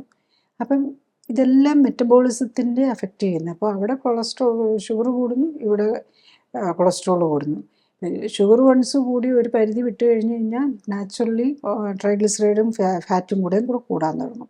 ഇത് രണ്ടും കൂടെ ഒരു കമ്പൈൻഡ് ആയിട്ട് വരുമ്പോഴേക്കുമാണ് നമ്മൾ കൂടുതൽ ഓർഗൻ ഡാമേജ്, ലിവർ, കിഡ്നി, ബ്രെയിന്, ഹാർട്ട്, ഇങ്ങനെ ഓരോരോ ഓർഗനുകളായിട്ട് ഡാമേജ് വരാനും തുടങ്ങുന്നത്. നമ്മൾ എങ്ങനെയുള്ളവർക്കാണ് കൊളസ്ട്രോളും ട്രൈഗ്ലിസറൈഡും ഒക്കെ കൂടാനും അതുകൊണ്ടുള്ള മറ്റസുഖങ്ങളിലേക്ക് പോകാനെന്നുള്ളത് ഒന്ന് ഫാമിലിയിലാണ്. നമ്മളുടെ ഓരോരുത്തരുടെയും ജെനറ്റിക്സ് അനുസരിച്ച് തന്നെ ഉണ്ടാകും, കുറച്ച് ഒരു പ്രിഡിസ്പൊസിഷൻ ഉണ്ടാകും. അപ്പോൾ ചിലർക്ക് ഫാമിലിയിലായിട്ട് തന്നെ കൊളസ്ട്രോൾ കൂടുതലായിരിക്കും, അതുപോലെ ഹാർട്ട് അറ്റാക്കിനൊക്കെ ചാൻസ് കൂടുതലുള്ളവരുണ്ട്. അതുപോലെ എൻവിറോൺമെൻറ്റൽ ഫാക്ടർ, പിന്നെ നമ്മൾ കഴിക്കുന്നത് നമ്മുടെ ഭക്ഷണവും എക്സസൈസുമാണ് വരുന്നത്. പിന്നെ ഓവർ വെയ്റ്റ് ഉള്ളവർക്ക്, അമിതവണ്ണം ഉള്ളവർക്ക്, കുടവയറുള്ളവർക്ക്, ഡയബറ്റീസ് ഉള്ളവർക്ക്, ഹൈപ്പോതൈറോയിഡിസം ഉള്ളവർക്ക്, അതൊരു മെറ്റബോളിസത്തെയാണല്ലോ അത് ബാധിക്കുന്നത്. പിന്നെ സ്മോക്കേഴ്സ്, ആൽക്കഹോൾ ഉപയോഗിക്കുന്നവർക്ക് ഒക്കെ ഇത് വരാനുള്ള സാധ്യത കൂടുതലാണ്. പിന്നെ ചിലതരം മരുന്നുകളുണ്ട്, ഈ തയസൈഡ് ഡയൂററ്റിക്സ്, പ്രഷറിന് വേണ്ടിയിട്ട് എടുക്കുന്ന ഡയൂററ്റിക്സ് ഉണ്ട്. പിന്നെ സൈക്ലോസ്പോറിൻ എന്നൊക്കെ പറഞ്ഞ് ഇതെല്ലാം ഈ ഒരു ഇമ്യൂണോസപ്രസൻസ് പോലെയുള്ളതും, അതുപോലെ ക്യാൻസറിനും ഓട്ടോ ഇമ്മ്യൂൺ ഡിസീസിനും ഒക്കെ ഉപയോഗിക്കുന്നതാണ്. അതുപോലെ ഗ്ലൂക്കോകോർട്ടിക്കോസ്റ്റീറോയിഡ്സ്, അതും നമുക്കറിയാമല്ലോ, allergy, autoimmune disease, cancer, കീമോതെറാപ്പിയുടെയൊക്കെ പാർട്ടായിട്ട് ഈ മരുന്നുകളൊക്കെ വരുന്നതാണ്. ഇതൊക്കെ നമ്മുടെ കൊളസ്ട്രോൾ കൂട്ടാനുള്ള സാധ്യത വരും. പിന്നെ നമ്മൾ ഈ പ്രഷറിനായിട്ടും ഹാർട്ടിൻ്റെ അസുഖമുള്ളവർക്ക് കഴിക്കുന്ന ബീറ്റാ ബ്ലോക്കേഴ്സ് ഉണ്ടല്ലോ, നമ്മൾ ആ ബീറ്റാ ബ്ലോക്കേഴ്സ് കഴിക്കുന്നവർക്ക് കൊളസ്ട്രോൾ കൂടാനുള്ള ചാൻസ് കൂടുതലാണ്. കാരണം ഈ ബീറ്റാ ബ്ലോക്കേഴ്സ് എന്ന് പറയുന്നത് പല രീതിയിലും നമ്മളുടെ മെറ്റബോളിസത്തെ ബ്ലോക്ക് ചെയ്യുകയാണ് ചെയ്യുന്നത്. അപ്പം അങ്ങനെയുള്ളവർക്കും, കാര്യം നമ്മൾ ഹാർട്ട് പേഷ്യൻസിന് കൊളസ്ട്രോളിന് കുറയ്ക്കാനും മരുന്ന് കൊടുക്കും, ഒപ്പം ബീറ്റാ ബ്ലോക്കേഴ്സും കൊടുക്കും.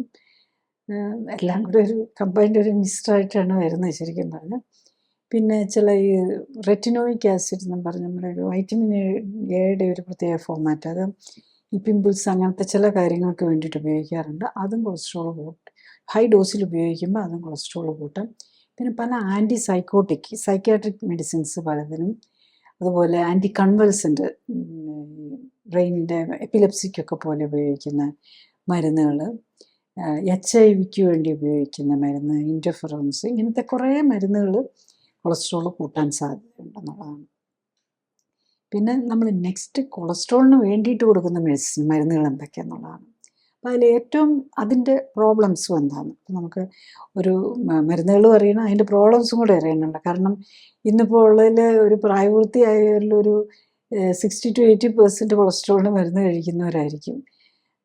ചിലർ പ്രൊട്ടക്റ്റീവായിട്ട് ഹാർട്ടിന് വരാതിരിക്കട്ടെ, ഫാമിലിയിൽ ഇതുണ്ട്, ഒരു പ്രൊട്ടക്റ്റീവായിട്ടും ഒക്കെ പല ആസ്പെക്റ്റ് കണ്ടിട്ട് ഈവൻ കൊളസ്ട്രോൾ കൂടുതലില്ലെങ്കിൽ പോലും ഡയബറ്റിക് പേഷ്യൻസ് എല്ലാവരും തന്നെ സ്റ്റാറ്റിനും കൂടെ കൊടുക്കാറുണ്ട്.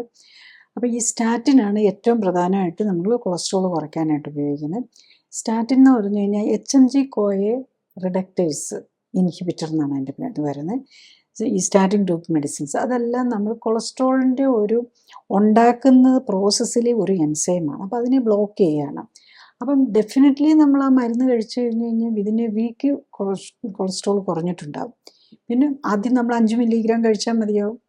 പിന്നെ അത് കുറച്ച് നാൾ കഴിയുമ്പോൾ നമ്മുടെ ബോഡി, നമുക്ക് വേണ്ട സാധനമാണല്ലോ കൊളസ്ട്രോൾ, അപ്പോൾ അത് നമ്മുടെ ബോഡി വേറെ എന്തെങ്കിലും ഒരു മാർഗം ഉണ്ടാക്കിയെടുക്കും അത് ഇത് ചെയ്യാനായിട്ട്. പിന്നെ അതിൻ്റെ ആ സപ്രഷനെ ഓവർകം ചെയ്യാൻ നോക്കും. അപ്പോൾ അങ്ങനെയാണ് നമ്മൾ 5 മില്ലിഗ്രാം തുടങ്ങി 10ആയി 20ആയി 30ആയി 40ആയി 80 വരെ എത്തും. അത് കഴിഞ്ഞിട്ടും കൊളസ്ട്രോൾ കൺട്രോൾ ആകാതെ വരുമ്പോഴേക്കും ട്രൈഗ്ലിസറൈഡും ഒക്കെ കൺട്രോൾ ആകാതെ വരുമ്പോഴേക്കും ഈ ഫൈബ്രേറ്റ്സ് എന്നൊക്കെ പറഞ്ഞ് വേറെ ഉണ്ട്, ഫെനോഫൈബ്രേറ്റ്. അതെന്താ ചെയ്യുന്നതെന്ന് ചോദിച്ചാൽ ഫാറ്റി ആസിഡിൻ്റെയും ട്രൈഗ്ലിസറൈഡിൻ്റെയും പ്രൊഡക്ഷനെയാണ്. മറ്റേതാണെങ്കിൽ കൊളസ്ട്രോളിൻ്റെ പ്രൊഡക്ഷനെയാണെങ്കിൽ ഈ മറ്റേ സ്റ്റാറ്റിൻസ് കഴിച്ചു കഴിഞ്ഞാലും വലിയ കാര്യമായിട്ട് ഈ ട്രൈഗ്ലിസറൈഡിൻ്റെ കാര്യത്തിൽ ബെനിഫിറ്റ് കിട്ടുകയില്ല. അപ്പോൾ അതിനാണ് കൂടുതലും ഫൈബ്രേറ്റ്സ് ഉപയോഗിക്കുന്നത്. ഫെനോഫൈബ്രേറ്റ് ഒക്കെ ട്രൈഗ്ലിസറൈഡിൻ്റെ പ്രൊഡക്ഷനെ ബ്ലോക്ക് ചെയ്യും. അപ്പോൾ എന്താ പറ്റുന്നത്, ഈ മരുന്നുകൾ കഴിക്കുമ്പം ട്രൈഗ്ലിസറൈഡിൻ്റെ പ്രൊഡക്ഷനെ ബ്ലോക്ക് ചെയ്യുമ്പോൾ ട്രൈഗ്ലിസറൈഡിനെ എവിടെ നിന്നാണ് ഉണ്ടാക്കുന്നത്? നമ്മൾ കഴിക്കുന്ന ഗ്ലൂക്കോസിൽ നിന്നാണ്. എക്സസ് ഗ്ലൂക്കോസിനെയാണ് ട്രൈഗ്ലിസറൈഡായിട്ട് മാറ്റുന്നത്. അപ്പം നമ്മളുടെ ഷുഗർ കൺട്രോളിന് അതൊരു പ്രോബ്ലം വരും. അതാണ് അതിൽ വരുന്നത്. അപ്പോൾ എന്ത് കഴിച്ചു കഴിഞ്ഞാലും നമ്മൾ മെറ്റബോളിസത്തെ ബ്ലോക്ക് ചെയ്യുക. അപ്പോൾ അതിനെല്ലാം അതിൻ്റെതായ സൈഡ് എഫക്റ്റും ഉണ്ടാകും. പിന്നെ ഇത് ഈ ഫൈബ്രേറ്റ്സിൻ്റെ ഒരു സൈഡ് എഫക്റ്റോ ഒന്ന് സ്റ്റൊമക്ക് അപ്സെറ്റ് ഉണ്ടാക്കാതെ, പിന്നെ അതുപോലെ ഗോൾ സ്റ്റോൺസ് ഉണ്ടാക്കാനുള്ള സാധ്യത കൂടുതലാണ്. പിന്നെ മയോപ്പതി വരാം. അത് ഈ സ്റ്റാറ്റിൻസും കൊണ്ട് വെരി റെയറായിട്ടാണ് മയോപ്പതി വരുന്നത്. പക്ഷേ ഓട്ടോഇമ്മ്യൂൺ മയോപ്പതി വന്നിട്ട് തീരെ വയ്യാതായി പോകുന്നത്, അതായത് അനങ്ങാൻ മസിൽ കംപ്ലീറ്റ് ഡാമേജ് വന്നിട്ടുള്ള പേഷ്യൻസും ഉണ്ടെന്നുള്ളതാണ്. അപ്പം നമ്മൾ ഈ കൊളസ്ട്രോളിന് മരുന്നെടുക്കുന്നവർ മയോപ്പതിയോ വേദനകളോ ഒക്കെ തോന്നുവാണെങ്കിൽ ഡെഫിനറ്റ്ലി ഡോക്ടറെ കണ്ട് നമ്മളത് ചോദിക്കണം. ഇതിൻ്റെ സൈഡ് എഫക്റ്റ് ആകാനുള്ള സാധ്യതയുണ്ടോ എന്നുള്ളത് അന്വേഷിക്കണം. റെയറാണ് ഒത്തിരി, അതായത് 100 പേര് കഴിച്ചുകൊണ്ടിരിക്കുമ്പോൾ അതിൽ ഒരാൾക്ക് പോലും വരണമെന്നില്ല. പക്ഷെ വന്ന ചിലർക്ക് വളരെ സിവിയറായിട്ട് ഓട്ടോഇമ്മ്യൂൺ മയോപ്പതിയിലേക്ക് ഉണ്ടാകുന്നുള്ളതാണ്. പിന്നെ കൊളസ്ട്രോളിന് കഴിക്കുന്ന റിസൻസ് ഗ്രൂപ്പിൽ, അത് കൊളിസ്റ്ററൈമിൻ എന്നൊക്കെ പറഞ്ഞതാണ്. അത് ബൈലാസിഡ് സെക്വസ്ട്രൻ്റ് ആണ്. അതായത് ഞാൻ ബൈലാസിഡ്, നമ്മുടെ പിത്തരസം ഉണ്ടാക്കാൻ കൊളസ്ട്രോൾ വേണമെന്ന് പറഞ്ഞല്ലോ. അപ്പോൾ ഈ പിത്തരസം ഉണ്ടാക്കി നമ്മൾ വയറിൽ ചെല്ലും, അതിനെ നമ്മുടെ ബോഡി തന്നെ റീഅബ്സോർബ് ചെയ്ത് വീണ്ടും ഈ ബൈലാസിഡ്സിനെ യൂസ് ചെയ്യും. അതായത് നമ്മുടെ ബോഡി എല്ലാം റീസൈക്കിൾ ചെയ്യുക എന്നുള്ളതാണ് അതിൻ്റെ. കാരണം അല്ലെങ്കിൽ ലിവറിന് വർക്ക് കൂടുതലല്ലേ, ഇത്രയും ബൈലാസിഡ്സ് ഉണ്ടാക്കിക്കൊണ്ടിരിക്കണമല്ലോ. അപ്പോൾ നമ്മൾ അതിന് ഡൈജഷന് കൊടുക്കും, അത് കഴിഞ്ഞിട്ട് തിരിച്ചതിനെ അബ്സോർബ് ചെയ്യും. അപ്പോൾ അതിനെ അബ്സോർബ് ചെയ്യാത്ത രീതിയിലായിട്ട് സെക്വസ്ട്രേറ്റ് ചെയ്ത് ബ്ലോക്ക് ചെയ്ത് കളയുകയാണ് ചെയ്യുന്നത്. അപ്പോൾ പ്രോബ്ലം എന്താണെന്ന് വെച്ചാൽ, ഇതിൻ്റെ പ്രശ്നം എന്താണെന്ന് വെച്ചാൽ ഇത് ലിവറിൻ്റെ വർക്ക്ലോസ് കൂട്ടും. കൊളസ്ട്രോളിനെ കൂടുതൽ ഉപയോഗിപ്പിക്കാൻ വേണ്ടിയിട്ട് ചെയ്യുന്ന, പക്ഷേ കൊളസ്ട്രോളിനെ ഉണ്ടാകണമെങ്കിൽ ലിവറിന് പണിയാണ്. And also fatty liver already വീക്കായിരിക്കും ഇങ്ങനത്തെ പേഷ്യൻസിൽ. അപ്പോൾ രോഗികൾ ആണല്ലോ അവർ, ലിവറിന് ഫാറ്റി ലിവറും ഹെപ്പറ്റൈറ്റിസും ഒക്കെ ആയിരിക്കും. അപ്പോൾ ലിവർ കൂടുതൽ പണി ചെയ്യണമെന്ന് പറഞ്ഞു കഴിഞ്ഞാൽ അത് വീണ്ടും ലിവറിന് പ്രോബ്ലം വരുത്താം. പിന്നെ ഉള്ളതൊരു എസറ്റിമൈഡ് എന്ന് പറഞ്ഞിട്ടുള്ളതാണ്. അതെന്താ ചെയ്യുന്നതെന്ന് ചോദിച്ചു കഴിഞ്ഞാൽ കൊളസ്ട്രോളിൻ്റെ അബ്സോർപ്ഷൻ ബ്ലോക്ക് ചെയ്യുകയാണ് ചെയ്യുന്നത്. അപ്പോൾ അത് നമ്മൾ കൂടുതൽ ഫാറ്റി ഫുഡൊക്കെ കഴിച്ചാലേ ഞാൻ ഈ പറഞ്ഞല്ലോ, ബേസിക്കലി ആനിമൽ പ്രോഡക്ട്സും എഗ്ഗ് യോൾക്കിലും ഒക്കെ ഉള്ളൂ ഒത്തിരി കൊളസ്ട്രോൾ ഉള്ളത്. അത് നമ്മൾ അത്ര കൺട്രോൾ ഇല്ലാത്തവർക്ക് മാത്രമേ അതുകൊണ്ട് കാര്യമുള്ളൂ. കാരണം കൊളസ്ട്രോൾ നമ്മൾ ഫുഡിൽ തന്നെ നമുക്ക് കൺട്രോൾ ചെയ്യാവുന്നേ. ആനിമൽ കുറച്ചൊക്കെ ആവാം, 300 മില്ലിഗ്രാം വരെയൊക്കെ ആകാം. അത് 300 മില്ലിഗ്രാം എന്ന് പറഞ്ഞാൽ 2 എഗ്ഗുകൾക്ക് വന്നു കഴിയുമ്പോഴേക്കും ഏകദേശം അതിനകത്ത് 300 മില്ലിഗ്രാം വരും. അപ്പോൾ അതുകൊണ്ടാണ് 2 എഗ്ഗുകൾക്കൊക്കെ ഡെയിലി കഴിച്ചുകൊണ്ടിരുന്ന് കഴിഞ്ഞ് കഴിഞ്ഞാൽ അത് പറ്റില്ല, അത് മാക്സിമം ആയിരിക്കും. അതിൻ്റെ കൂടെ നോൺ വെജ് ഐറ്റംസ് കൂടുതലും എടുക്കുന്നവർക്കാണെങ്കിൽ അത് പറ്റില്ല. വൺസിനെ വേലും 1 or 2 ഒരാഴ്ചയിൽ ഒരു 3-4 എഗ്ഗൊന്നും കഴിച്ചാൽ കുഴപ്പമില്ല.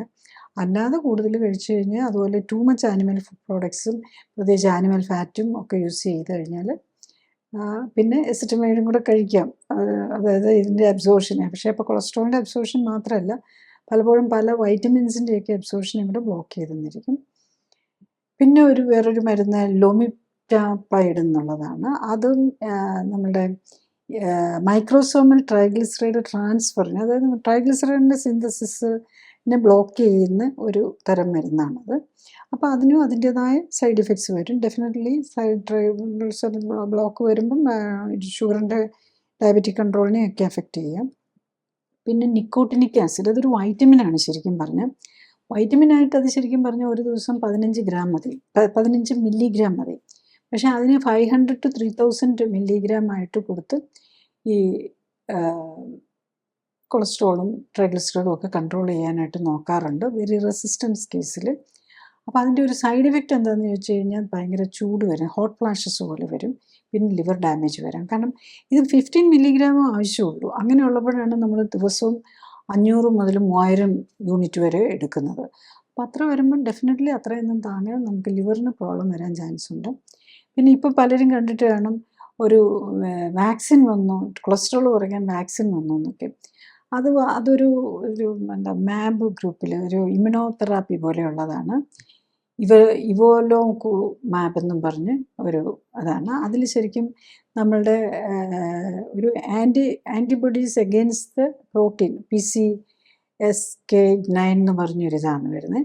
അപ്പോൾ അത് നമ്മുടെ കൊളസ്ട്രോളിൻ്റെ പ്രൊഡക്ഷനിലെ ഒക്കെ തന്നെ ബ്ലോക്ക് ചെയ്യിപ്പിക്കാൻ വേണ്ടിയിട്ട് തന്നെ ഉള്ള ഒരിതാണ്. അതും അതിൻ്റെ സൈഡ് എഫക്ട്സ് ഒക്കെ ഇപ്പോഴും പഠിച്ചിട്ടില്ല, കാരണം അതൊരു പുതിയ ഇതാണ്. പക്ഷേ അതൊന്നും നമുക്ക് ശരിക്കും പറഞ്ഞാൽ ഇതിൻ്റെ ഒന്നും ആവശ്യമില്ല. നമ്മുടെ ലൈഫ് സ്റ്റൈൽ നമ്മൾ കഴിക്കുന്നത് എന്താണെന്ന് നോക്കി അത് കൺട്രോൾ ചെയ്താൽ മാത്രം മതി. അതിനാണ് അത്രയും സിമ്പിൾ ഒരു കാര്യത്തിന് വേണ്ടിയാണ് നമ്മൾ ഈ വളഞ്ഞ വഴികളെല്ലാം നോക്കാൻ പോകുന്ന മരുന്നുകളെടുത്ത് പല രീതിയിലും ബ്ലോക്ക് ചെയ്യിപ്പിക്കുന്നത്. അപ്പം ബേസിക്കലി നമ്മൾ ഇതിൻ്റെ ഒരു ചുരുക്കി പറഞ്ഞാൽ അല്ലെങ്കിൽ ഒരു സൊല്യൂഷൻ എന്താണെന്ന് ചോദിച്ചു കഴിഞ്ഞ് കഴിഞ്ഞാൽ നമ്മൾ ഒന്നും കൊളസ്ട്രോൾ കൂടുന്നുണ്ടോ എന്ന് നമ്മൾ നോക്കുക. കൊളസ്ട്രോൾ മാത്രമല്ല, ഏറ്റവും പ്രധാനം കൊളസ്ട്രോളിനേക്കാളും ഇമ്പോർട്ടൻറ്റ് ട്രൈഗ്ലിസറൈഡാണ്. നമ്മുടെ രക്തത്തിലെ കൊഴുപ്പിൻ്റെ അളവ് കൂടുന്നുണ്ടോ എന്ന് നോക്കുക. നമ്മുടെ ബോഡിയിലെ കൊഴുപ്പിൻ്റെ അളവ് കൂടുന്നുണ്ടോ എന്ന് നോക്കുക. നമുക്ക് ഓവർ വെയ്റ്റ് വരുമോ കുടവേറ് വരുമോ ചെയ്തിട്ടുണ്ടെങ്കിൽ അതിൻ്റെ അടുത്ത് നമ്മുടെ ബോഡിയിലെ കൊഴുപ്പ് കൂടുതലാണെന്നുള്ളതാണ്. അങ്ങനെ ഉണ്ടെങ്കിൽ ഒരു നല്ല ശതമാനത്തിനും രക്തത്തിലെ കൊഴുപ്പും കൂടിയിട്ടുണ്ടാവും. ബോഡിയിലെ കൊഴുപ്പ് കൂടിയിട്ടുണ്ടെങ്കിൽ അപ്പം തന്നെ ബ്ലഡിലെ കൊഴുപ്പ് നോർമൽ ആണെങ്കിൽ പോലും നമ്മൾ അവിടെ വെച്ച് തന്നെ അത് കൺട്രോൾ ചെയ്യാനായിട്ട് നോക്കുക എന്നുള്ളതാണ്. അപ്പം നമ്മളുടെ ബോഡി പാരാമീറ്റേഴ്സ് ബോഡി ഒപ്റ്റിമൈസ് ചെയ്യുക. അത് ചെയ്ത് കഴിഞ്ഞാൽ ഫുഡ് ഇപ്പോൾ കൂടുതൽ കഴിച്ചിട്ടാണല്ലോ കൊളസ്ട്രോളും ട്രൈഗ്ലിസറൈഡും കൂടുന്നത്. അപ്പോൾ നമ്മളുടെ ഫുഡിൽ എന്താണ് കൺട്രോൾ ചെയ്യേണ്ടത്? ബേസിക്കലി നമ്മൾ കഴിക്കുന്ന അന്നജവും കൊഴുപ്പുമാണ് കൺട്രോൾ ചെയ്യേണ്ടത്. അപ്പം ഈ അന്നജം നമുക്കറിയാം, അരി, ഗോതമ്പ്, മൈദ, റവ ഇതിലെല്ലാമാണ് നമുക്കിത് വരുന്നത്. ഈവൻ ഒരു കാര്യം, ഇപ്പം എല്ലാവർക്കും നമ്മളൊരു മില്ലറ്റ് യുഗമാണ് വരുന്നത്. എല്ലാവരും മില്ലറ്റ് ഓറിയൻറ്റഡ് ആണ്. അപ്പോൾ എല്ലാവരും കരുതുന്നത് മില്ലറ്റ് ആണെങ്കിൽ പിന്നെ കുഴപ്പമില്ലല്ലോ എന്നുള്ളതാണ്. മില്ലറ്റിൻ്റെ ന്യൂട്രീഷണൽ കോമ്പോസിഷൻ നോക്കുമ്പോൾ ഏകദേശം അരിയും ഗോതമ്പും പോലെ തന്നെയാണ്. അപ്പം മൈദ പോലെ റിഫൈൻഡ് അല്ല, പക്ഷേ റാഗിയൊക്കെ ആണെങ്കിലും അതും അരി പോലെ തന്നെ കാർബോഹൈഡ്രേറ്റാണ്. ഓൾമോസ്റ്റ് 35 100 ഗ്രാമിന് 350 to 370 ഗ്രാം കലോറി വരുന്നുണ്ട് അതിനകത്ത്. അപ്പം ഇതും അന്നജമാണ് എന്നുള്ള കാര്യം ഓർക്കണം. അപ്പോൾ അത് ഏത് ഫോർമാറ്റിലാണെങ്കിലും അന്നജത്തിൻ്റെ അളവ് കുറയ്ക്കാം, കൊഴുപ്പിൻ്റെ അളവ് കുറയ്ക്കാം. കൊഴുപ്പെന്ന് പറയുമ്പോൾ നമ്മൾ ഈ വെജിറ്റബിളും ആനിമൽ ഫാറ്റ് മാത്രമല്ല, ആനിമൽ ഫാറ്റിൽ എല്ലാവർക്കും പേടിയാണ്. കൊളസ്ട്രോൾ ഉള്ളവർക്ക് അല്ലെങ്കിൽ ട്രൈഗ്ലിസറൈഡ് ഉള്ളവർ മീറ്റിനൊക്കെ കുറച്ചും കൂടെ പേടിക്കും. പക്ഷേ വെജിറ്റബിൾ ഓയിലൊന്നും ആർക്കും ഒരു പേടിയില്ല. പക്ഷേ വെജിറ്റബിൾ ഓയിലും ഈക്വലി ഡാമേജിങ് ആണ്. അതായത് കൂടുതൽ വെയിറ്റും ഇതുള്ളൂ. ഡാമേജിങ് എന്ന് പ്രത്യേകിച്ച് കോക്കനട്ട് ഓയിലിൽ മാത്രമേ ഉള്ളൂ നമ്മൾ omega-6 അധികം ഇല്ലാത്ത. ബാക്കിയുള്ള എല്ലാ വെജിറ്റബിൾ ഓയിൽസും നട്ട്സും കശുവണ്ടി, കപ്പലണ്ടി, ബദാം ഒക്കെ ഹൈ omega-6 ആണ്. അത് ഇൻഫ്ലമേറ്ററിയും കൂടെയാണ്. അപ്പോൾ ഒരു രോഗമുള്ളവർ ഒരു കാരണവശാലും അത്, കാരണം നമ്മളുടെ ഈ ജീവിതശൈലി രോഗങ്ങളെല്ലാം ഇൻഫ്ലമേറ്ററിയാണ്. ഹൈ ഇൻഫ്ലമേറ്ററി ആയിട്ടുള്ള omega-6 ഉള്ള നട്ട്സും ഒന്നും കഴിക്കാതിരിക്കുന്നതാണ് നല്ലത്. അപ്പോൾ പിന്നെ എന്ത് കഴിക്കുമെന്ന് ചോദിച്ചു കഴിഞ്ഞാൽ അരിയും പറ്റില്ല, ഗോതമ്പും പറ്റില്ല, മില്ലറ്റും പറ്റില്ല, നട്ട്സും പറ്റില്ല, പിന്നെ എന്ത് കഴിക്കും എന്നുള്ളതാണ് വരുന്നത്. അപ്പോൾ നമുക്ക് ഏറ്റവും ന്യൂട്രീഷൻ റിച്ച് ആയിട്ടുള്ളതും അതായത് വൈറ്റമിൻസും മിനറൽസും ഏറ്റവും ഉള്ളത് ലീഫി വെജിറ്റബിൾസാണ്. ലീഫി വെജിറ്റബിൾസ്, പിന്നെ പ്രോട്ടീൻ റിച്ച് ആയിട്ടുള്ളത് പയറുവർഗ്ഗങ്ങളും അതുപോലെ നമ്മുടെ നോൺ വെജ് ഐറ്റംസുമാണ്. അപ്പം ലീഫി വെജിറ്റബിൾസ്, പയറുവർഗ്ഗങ്ങൾ, നോൺ വെജിലാണെങ്കിൽ ഫിഷ് ഏറ്റവും ഇത്, ബാക്കിയുള്ളതൊക്കെ മോഡറേറ്റ് ആയിട്ട് വരുന്നതിന് കുഴപ്പമില്ല. നോൺ വെജ് ഐറ്റംസ് ഒരു 100 to 150 ഗ്രാം ഡേ വന്നാൽ കുഴപ്പമില്ല. അതിന് മുകളിൽ പോകരുത് ഒരു ദിവസം. പിന്നെ പയറുവർഗ്ഗങ്ങളാണേലും മറ്റുള്ളതൊക്കെ കുറച്ചിട്ട് പയറുവർഗ്ഗങ്ങൾ ഒരു 150 to 200 വരെ വന്ന് അല്ലെങ്കിൽ റൈസിൻ്റെയൊക്കെ അളവ് ഏറ്റവും കുറയ്ക്കും. പിന്നെ ലീഫി വെജിറ്റബിൾസും എടുക്കുക. ഫ്രൂട്ട്സ് ആണെങ്കിലും വണ്ണം കുറയ്ക്കാനുള്ളവരാണെങ്കിൽ മോർ വാട്ടറി ആയിട്ടുള്ള ഫ്രൂട്ട്സും വെജിറ്റബിൾസും ഉപയോഗിക്കുക. ഇപ്പം വാഴപ്പഴം അതുപോലത്തെയൊക്കെ ഫ്രൂട്ട്സ് കഴിച്ചാലും വെയിറ്റ് കുറയുകയില്ല, വെയിറ്റ് കൂടാതെ നിന്നോളും. മോഡറേറ്റ് ആയിട്ടൊക്കെ കഴിച്ചാൽ വെയിറ്റ് കുറയുന്നോടം വരെ ഫ്രൂട്ട്സിൻ്റെ ആണെങ്കിലും അളവ് കുഴിച്ചാൽ തന്നെ വാട്ടറി ആയിട്ടുള്ളത് കഴിക്കും. അപ്പോൾ ഇതെല്ലാം നമ്മൾ ചെയ്ത് പിന്നെ എക്സസൈസും കൂടെ ചെയ്യണം. അപ്പോൾ നമുക്ക് മോഡറേറ്റ് ആയിട്ടുള്ള എക്സസൈസും കൂടെ ചെയ്തിട്ട് ഇതിൻ്റെയൊക്കെ ഡിഫറൻസ് അറിയാൻ നമ്മൾ മാസങ്ങളൊന്നും കാത്തിരിക്കേണ്ട. നമ്മൾ ലൈഫ് സ്റ്റൈൽ കറക്റ്റ് ചെയ്താൽ ഒരാഴ്ച കൊണ്ട് തന്നെ നമുക്ക് റിസൾട്ട് അറിയാൻ പറ്റും. അപ്പം നമ്മൾക്കിപ്പോൾ എല്ലാം ടെസ്റ്റുകളൊക്കെ ഫ്രീലി അവൈലബിൾ ആണല്ലോ. നമ്മളൊരു പ്രിസ്ക്രിപ്ഷനൊന്നും ആവശ്യമില്ല. നമുക്ക് ലക്കിലി നമുക്കിപ്പം വെസ്റ്റേൺ കൺട്രീസിലൊക്കെയാണെങ്കിൽ പ്രിസ്ക്രിപ്ഷൻ ഡോക്ടറിൻ്റെ അടുത്ത് പോയി പ്രിസ്ക്രിപ്ഷൻ കിട്ടിയാലേ ചെയ്യാൻ പറ്റുള്ളൂ. പക്ഷേ ഇവിടെ എല്ലാവർക്കും നേരത്തെ പോയി നമുക്ക് നോക്കാം. അപ്പം എന്നിട്ട് 1 വീക്ക് ആകുമ്പോൾ തന്നെ ചെക്ക് ചെയ്യുക. എന്നാലല്ലേ നമുക്കൊരു എൻകറേജ്മെൻറ്റ് കിട്ടുള്ളൂ. റിസൾട്ട് കിട്ടുന്നുണ്ടോ എന്നുള്ളത് അറിയുക. ഇല്ലെങ്കിൽ എന്തുകൊണ്ടാണെന്ന് കണ്ടുപിടിക്കുക. കാരണം റിസൾട്ട് കിട്ടുന്നില്ലെങ്കിൽ അതിൻ്റെ അർത്ഥം നമ്മൾ നോക്കുന്നത് ശരിയാകുന്നില്ല എന്നുള്ളതാണ്.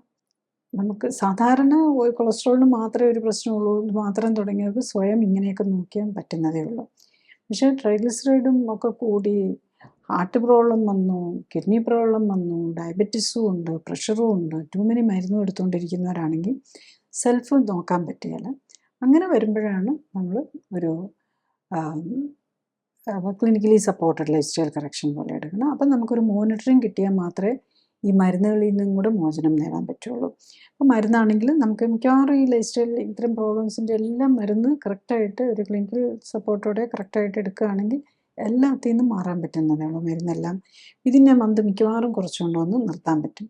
പ്രൊവൈഡ് ലൈഫ് സ്റ്റൈൽ കറക്റ്റ് ചെയ്യാനും ഫുഡ് കൺട്രോൾ ചെയ്യാനും എക്സസൈസ് ചെയ്യാനും വില്ലിങ് ആണെങ്കിൽ. ചുരുക്കി പറഞ്ഞാൽ, 1, രക്തത്തിൽ കൊളസ്ട്രോളും ട്രൈഗ്ലിസറൈഡും അമിതമാകുന്നത് പല ആരോഗ്യ പ്രശ്നങ്ങൾക്കും കാരണമാകാം. മെറ്റബോളിസം, അതായത് ജീവനും ആരോഗ്യത്തിനും ആധാരമായ രാസപ്രവർത്തനങ്ങൾ ശരിയായി നടക്കാതെ വരുമ്പോൾ രാസപ്രവർത്തനങ്ങൾക്ക് ആധാരമായ അസംസ്കൃത വസ്തുക്കളായ കൊഴുപ്പും കൊളസ്ട്രോളും കെട്ടിനിൽക്കുന്നതാണ് ഇവ കൂടാൻ കാരണം. ഭക്ഷണത്തിലൂടെ രക്തത്തിലെത്തുന്ന അന്നജവും കൊഴുപ്പും അമിതമാകാതെ നിയന്ത്രിക്കുക എന്നതാണ് കൊളസ്ട്രോളും ട്രൈഗ്ലിസറൈഡും കൺട്രോൾ ചെയ്യാനുള്ള എളുപ്പവഴി. 2, ഭക്ഷണത്തിലെ അന്നജവും കൊഴുപ്പും നിയന്ത്രിച്ചാൽ വളരെ പെട്ടെന്ന് തന്നെ ദിവസങ്ങൾക്കുള്ളിൽ തന്നെ ട്രൈഗ്ലിസറൈഡും കൊളസ്ട്രോളും കുറഞ്ഞു തുടങ്ങും. ഭക്ഷണത്തിലെ ഊർജം കുറയ്ക്കുന്നതിനൊപ്പം മെറ്റബോളിക് പ്രവർത്തനങ്ങളെ ഉത്തേജിപ്പിക്കാനുതകുന്ന വ്യായാമങ്ങൾ കൂടി ചെയ്ത് ശരീരത്തിലെ ദുർമേധസ്, അതായത് അമിത കൊഴുപ്പ് മാറ്റി ഉത്തമ ശരീരഘടനയിലെത്താനും നിലനിർത്താനും കഴിഞ്ഞാൽ ട്രൈഗ്ലിസറൈഡും കൊളസ്ട്രോളും മരുന്നില്ലാതെ നോർമലാക്കി നിർത്താനും ആരോഗ്യ പ്രശ്നങ്ങൾ ഒഴിവാക്കാനും കഴിയും. 4, ജനറ്റിക്കലി പ്രിഡിസ്പോസ്ഡ് അഥവാ പാരമ്പര്യ സാധ്യത ഉള്ളവർക്കും ജീവിതശൈലി ക്രമീകരിക്കാൻ തയ്യാറായാൽ മരുന്നില്ലാതെ രക്തത്തിലെ കൊഴുപ്പ് നോർമലാക്കി നിർത്താനും അമിത കൊഴുപ്പ് മൂലമുണ്ടാകുന്ന ഹാർട്ട് അറ്റാക്ക് പോലുള്ള ആരോഗ്യ പ്രശ്നങ്ങൾ തടയാനും ഒരിക്കൽ വന്നാൽ ചികിത്സിച്ചു മാറ്റി മരുന്നുകളിൽ നിന്ന് മോചനം നേടാനും സാധിക്കും. 5, മരുന്നുകൾ മെറ്റബോളിക് പ്രവർത്തനങ്ങളെ മരവിപ്പിക്കുന്നതിലൂടെയാണ് കൊളസ്ട്രോളും ട്രൈഗ്ലിസറൈഡും കുറയ്ക്കുന്നത്. അത് വൈറ്റമിൻ ഡി, സെക്സ് ഹോർമോണുകൾ, സ്റ്റിറോയ്ഡ് ഹോർമോണുകൾ, ദഹനത്തിനാവശ്യമായ ബൈൽ സോൾട്ട് തുടങ്ങിയവയുടെ ഉൽപ്പാദനത്തെയും പ്രവർത്തനങ്ങളെയും പ്രതികൂലമായി ബാധിക്കാം. ഇത് ആരോഗ്യത്തെ പ്രതികൂലമായി ബാധിക്കും. 6, ബ്രെയിനിൻ്റെയും നെർവ്സിൻ്റെയും ആരോഗ്യം നിലനിർത്താനും ഇമ്മ്യൂൺ സിസ്റ്റത്തിൻ്റെയും ഹോർമോൺ സിസ്റ്റത്തിൻ്റെയും സമതുലിതാവസ്ഥ നിലനിർത്താനും കൊളസ്ട്രോൾ അത്യാവശ്യമാണ്. കോശഭിത്തിയുടെ 30% കൊളസ്ട്രോളാണ്. കേടായ കോശങ്ങളെ മാറ്റി പുതിയ ആരോഗ്യമുള്ള കോശങ്ങളെ ഉണ്ടാക്കാൻ അത്യാവശ്യമായ കൊളസ്ട്രോളിൻ്റെ പ്രൊഡക്ഷൻ സ്റ്റാറ്റിൻ പോലുള്ള മരുന്നുകൾ കൊണ്ട് ബ്ലോക്ക് ചെയ്യുന്നത് രോഗമുക്തിയെ പ്രതികൂലമായി ബാധിക്കും. 8, കൊളസ്ട്രോളും ട്രൈഗ്ലിസറൈഡും കൂടുന്നതും അതുമൂലമുണ്ടാകുന്ന heart attack, stroke, fatty liver, gallstone തുടങ്ങിയവ എല്ലാം മെറ്റബോളിക് സിൻഡ്രോമിൻ്റെ ഭാഗമാണ്. രോഗമുക്തി ലഭിക്കണമെങ്കിൽ രോഗത്തിൻ്റെ അടിസ്ഥാന കാരണമായ ജീവിതശൈലിയിലെ അപാകതകൾ പരിഹരിക്കാൻ തയ്യാറാകണം. 9, ജീവിതശൈലി രോഗങ്ങളുള്ളവർ എളുപ്പവഴിയായി മരുന്ന് കഴിക്കുന്നത് രോഗാവസ്ഥ തുടരാനും മരുന്നിൻ്റെ പാർശ്വഫലങ്ങൾ മൂലമുള്ള ആരോഗ്യ പ്രശ്നങ്ങൾക്കും കൂടി കാരണമാകും. ഞാനീ പറഞ്ഞ കാര്യങ്ങൾ ശ്രദ്ധിച്ച് കേൾക്കാനും മനസ്സിലാക്കാനും കഴിഞ്ഞാൽ ഇത്തരം ജീവിതശൈലി രോഗങ്ങളുടെ കാരണം മനസ്സിലാക്കി അവയെ പ്രതിരോധിക്കാനും ഒരിക്കൽ വന്നാൽ നേരത്തെ കണ്ടെത്താനും ജീവിതശൈലിയിൽ വേണ്ട മാറ്റങ്ങൾ വരുത്തി അതിൽ നിന്നും മോചനം നേടാനും സഹായകമാകും. മരുന്നോ ഓപ്പറേഷനോ കൊണ്ട് ഇത്തരം ജീവിതശൈലി രോഗങ്ങൾ മാറ്റാനാകില്ല. കാരണം മരുന്നിൻ്റെയോ ഓപ്പറേഷൻ്റെയോ കുറവുകൊണ്ടല്ല ഇത്തരം രോഗങ്ങൾ ഉണ്ടാകുന്നത്, മറിച്ച് ജീവിതശൈലിയിലെ അപാകതകൾ കൊണ്ടാണ്. അതിനാൽ ജീവിതശൈലി ക്രമീകരിക്കുന്നതിലൂടെ മാത്രമേ ഇത്തരം ജീവിതശൈലി രോഗങ്ങളെ പ്രതിരോധിക്കാനും ഒരിക്കൽ വന്നാൽ അതിൽ നിന്ന് മോചനം നേടാനും സാധിക്കും. അടുത്തത്, ആരോഗ്യകാര്യങ്ങളെക്കുറിച്ച് സംസാരിക്കുന്ന വ്യക്തിയുടെ ശാസ്ത്രീയ അടിത്തറ വിലയിരുത്തേണ്ടതുണ്ട് എന്നതാണ്. ഞാൻ ഡോക്ടർ ജോളി തോംസൺ 1981 ബാച്ചിൽ കോട്ടയം മെഡിക്കൽ കോളേജിൽ നിന്നും MBBSും തുടർന്ന് തിരുവനന്തപുരം മെഡിക്കൽ കോളേജിൽ നിന്നും MDയും റീപ്രൊഡക്റ്റീവ് മെഡിസിനിലും സർജറിയിലും സ്പെഷ്യൽ ട്രെയിനിങ്ങുകൾക്കും ശേഷം ഗവൺമെൻറ് സർവീസിൽ ചേർന്നു. 97-ൽ റിസൈൻ ചെയ്ത ശേഷം എറണാകുളത്ത് തേവരയിൽ ലൈഫ് കെയർ സെൻ്ററിൽ മരുന്നുകളും ശസ്ത്രക്രിയകളും ഒഴിവാക്കി ക്ലിനിക്കൽ സപ്പോർട്ടോടെയുള്ള ജീവിതശൈലി ക്രമീകരണത്തിലൂടെ ജീവിതശൈലിയുമായി ബന്ധപ്പെട്ട രോഗങ്ങൾ തടയുന്നതിനും ചികിത്സിച്ചു മാറ്റുന്നതിനും ഊന്നൽ നൽകുന്നു. മോഡേൺ മെഡിസിനിൽ ഉപയോഗിക്കുന്ന മരുന്നുകളും ഓപ്പറേഷനുകളും ഫിസിയോതെറാപ്പിയും ഇമ്മ്യൂണിറ്റിയെ എങ്ങനെ സ്വാധീനിക്കുന്നു എന്നതിനെക്കുറിച്ച് പഠനങ്ങൾ നടത്തി. ഈ പഠനങ്ങളുടെ വെളിച്ചത്തിൽ ഇമ്മ്യൂണിറ്റിയെ ഉത്തേജിപ്പിക്കാനുള്ള പോഷക മിശ്രിതങ്ങളും ഓക്സിഫ്ലെക്സ് എന്ന പ്രത്യേക വ്യായാമ രീതിയും ഡെവലപ്പ് ചെയ്തു. ഈ പോഷക മിശ്രിതങ്ങളുടെയും ഓക്സിഫ്ലെക്സ് വ്യായാമത്തിൻ്റെയും സഹായത്തോടെ കോശങ്ങളെ ശാക്തീകരിച്ച് രോഗമുക്തിയെ സഹായിക്കാനും ആരോഗ്യം ഉത്തമമാക്കാനും നിലനിർത്താനും സഹായിക്കുന്ന സെൽ ആക്ടിവേഷൻ എന്ന നൂതന ചികിത്സാ രീതിയും ഡെവലപ്പ് ചെയ്തു.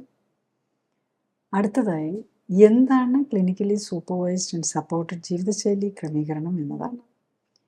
ക്ലിനിക്കലി സൂപ്പർവൈസ്ഡ് ജീവിതശൈലി ക്രമീകരണത്തിൽ ശരീരഘടനയും ശരീരത്തിലെ കൊഴുപ്പിൻ്റെ അളവും കണ്ടെത്തുകയും ഒപ്പം തന്നെ ഉത്തമ ശരീരഘടന എന്തായിരിക്കണമെന്ന് കണ്ടെത്തുകയുമാണ് ആദ്യഘട്ടം.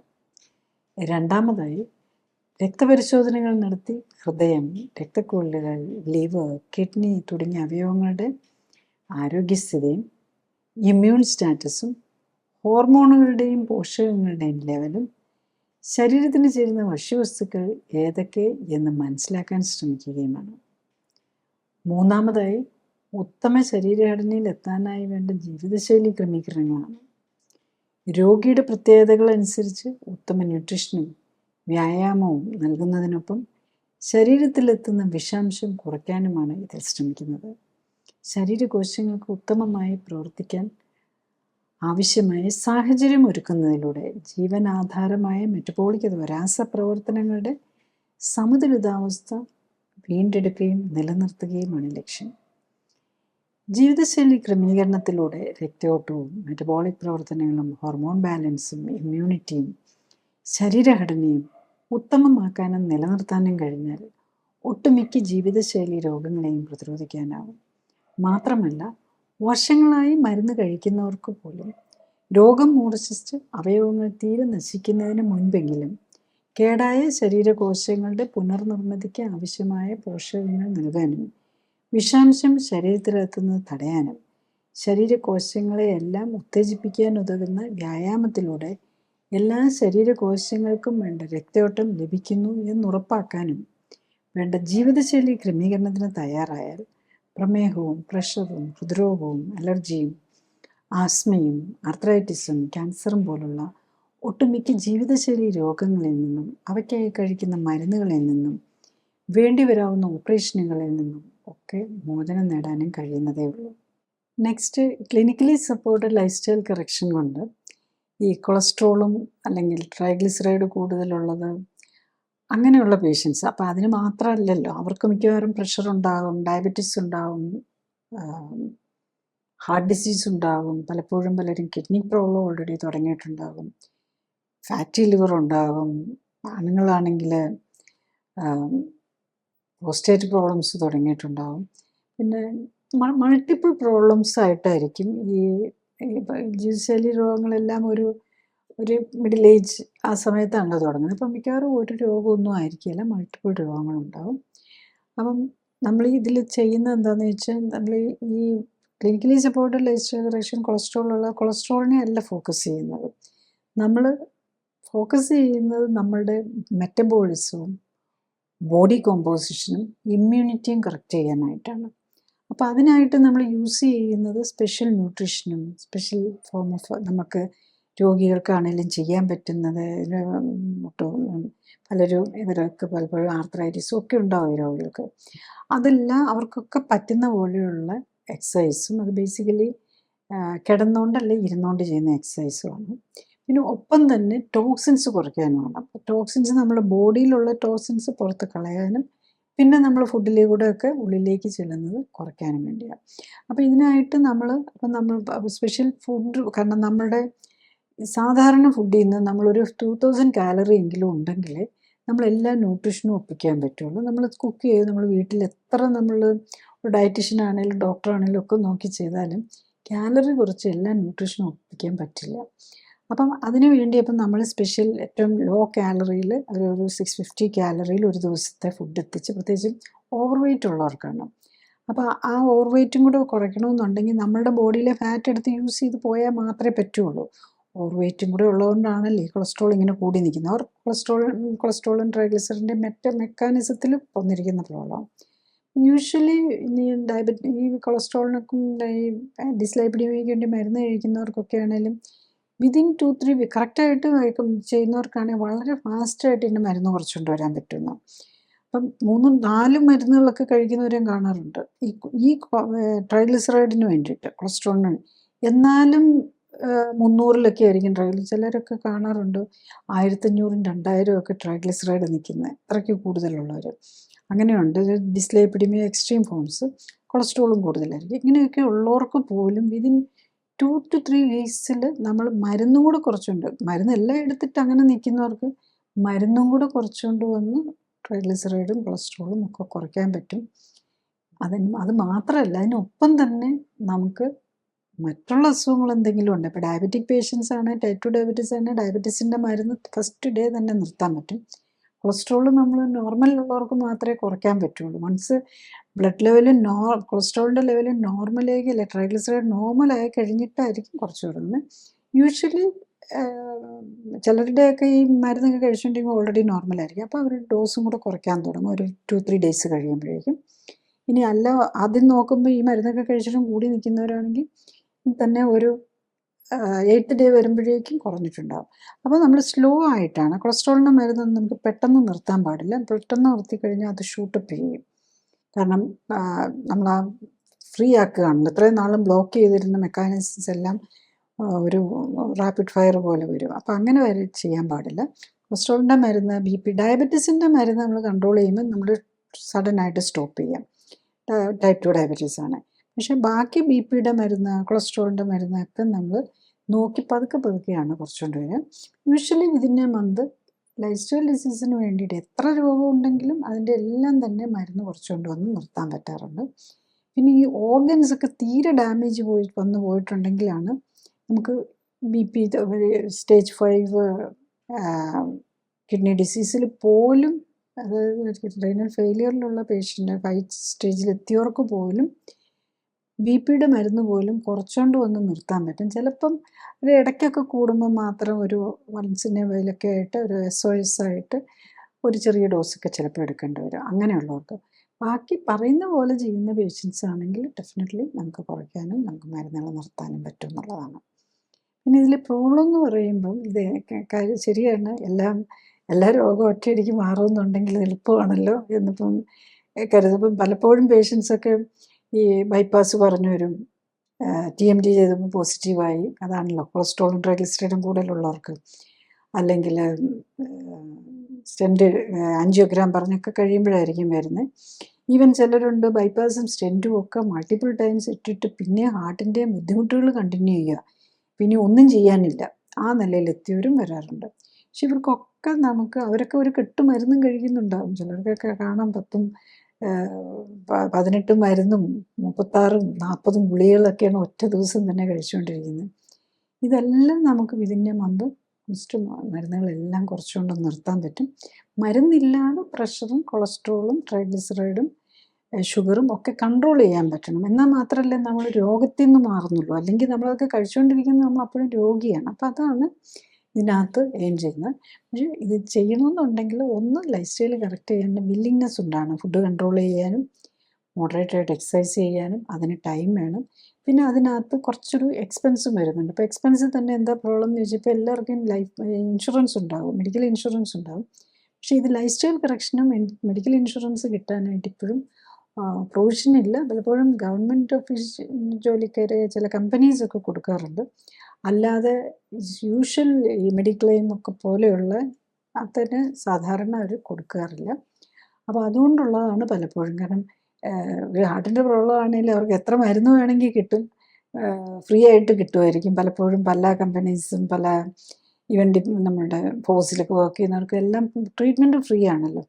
അപ്പം നമ്മൾ ഈ ട്രീറ്റ്മെൻറ്റ് എടുക്കണമെങ്കിൽ നമ്മൾ തന്നെ ഇപ്പോഴത്തെ നിലയിൽ അതേ പറ്റുള്ളൂ. അപ്പോൾ അതുകൊണ്ട് ചിലപ്പം ഫൈനാൻഷ്യലി കോംപ്രമൈസ്ഡ് ആയിട്ടുള്ളവർക്ക് അതിൻ്റേതായിട്ടുള്ള ബുദ്ധിമുട്ട് വരാം. പിന്നെ മറ്റ് ട്രീറ്റ്മെൻറ്റൊക്കെ ഫ്രീ ആയിട്ട് കിട്ടുമ്പം പിന്നെ അതുകൊണ്ട് അപ്പോൾ എപ്പോഴും ഒരു ഇൻഷുറൻസിനൊക്കെ ഫ്രീ ആയിട്ട് കിട്ടുന്ന ട്രീറ്റ്മെൻറ്റ് എടുക്കാനുള്ള ഒരു ടെൻഡൻസിയും വരുമല്ലോ. പിന്നെ ഇതിന് ലൈഫ് സ്റ്റൈൽ നമ്മളൊരു എഫേർട്ട് എടുക്കുകയും കൂടെ ചെയ്യണം. ബട്ട് അതിനകത്തുനിന്ന് അപ്പം മനസ്സിലാകണം, നമ്മൾ എഫേർട്ട് എടുത്ത് നമ്മൾ മാറുകയാണ് ചെയ്യുന്നത്. പിന്നെ ഇതൊക്കെ കുറച്ചും കൂടി ഇതൊക്കെ പുതിയ മൊഡാലിറ്റി ഓഫ് ട്രീറ്റ്മെൻറ്റ് ആണല്ലോ വരുന്നത്. അപ്പോൾ ഇതിനെക്കുറിച്ചൊക്കെ അവെയറൊക്കെ ആയി വന്നു കഴിയുമ്പോഴേക്കും നമുക്ക് ഇൻഷുറൻസും അതുപോലെ ഈവൻ പ്രൈം മിനിസ്റ്റേഴ്സിൻ്റെ ആരോഗ്യ ഇൻഷുറൻസ് പോലെയുള്ളത് പൂർ പീപ്പിളിനൊക്കെ ഉണ്ടല്ലോ. ഈവൻ 5 lakhs ഒക്കെ വരെ ഒരു ഫാമിലിക്ക് കിട്ടുമെന്നാണ്. അപ്പോൾ അത് ഒരു 2 or 3 ഫാമിലി മെമ്പേഴ്സിന് പറ്റും. ഇപ്പം മറ്റേതാണെങ്കിൽ ഒരു ബൈപ്പാസോ ഒക്കെ ആണെങ്കിൽ തന്നെ അത്രയും കോസ്റ്റ് വരും. ഇതാണെങ്കിൽ കൂടുതൽ വളരെ ഈസി ആയിട്ട് തന്നെ അതൊക്കെ അവെയിൽ ചെയ്യുകയാണെങ്കിൽ സാധാരണക്കാരന് പോലും പറ്റുന്നതേ ഉണ്ടാവുള്ളൂ. ക്ലിനിക്കലി സപ്പോർട്ടഡ് ജീവിതശൈലി ക്രമീകരണത്തിൽ രോഗലക്ഷണങ്ങളെ അല്ല ഫോക്കസ് ചെയ്യുന്നത്, അതിൻ്റെ അടിസ്ഥാന കാരണമായ ശരീരഘടനയിലെയും ഹോർമോൺ ബാലൻസിലെയും ഇമ്മ്യൂണിറ്റിയിലെയും വ്യതിയാനങ്ങളെയും അവയ്ക്ക് കാരണമായ ജീവിതശൈലിയിലെ അപാകതകൾ പരിഹരിക്കാനുമാണ്.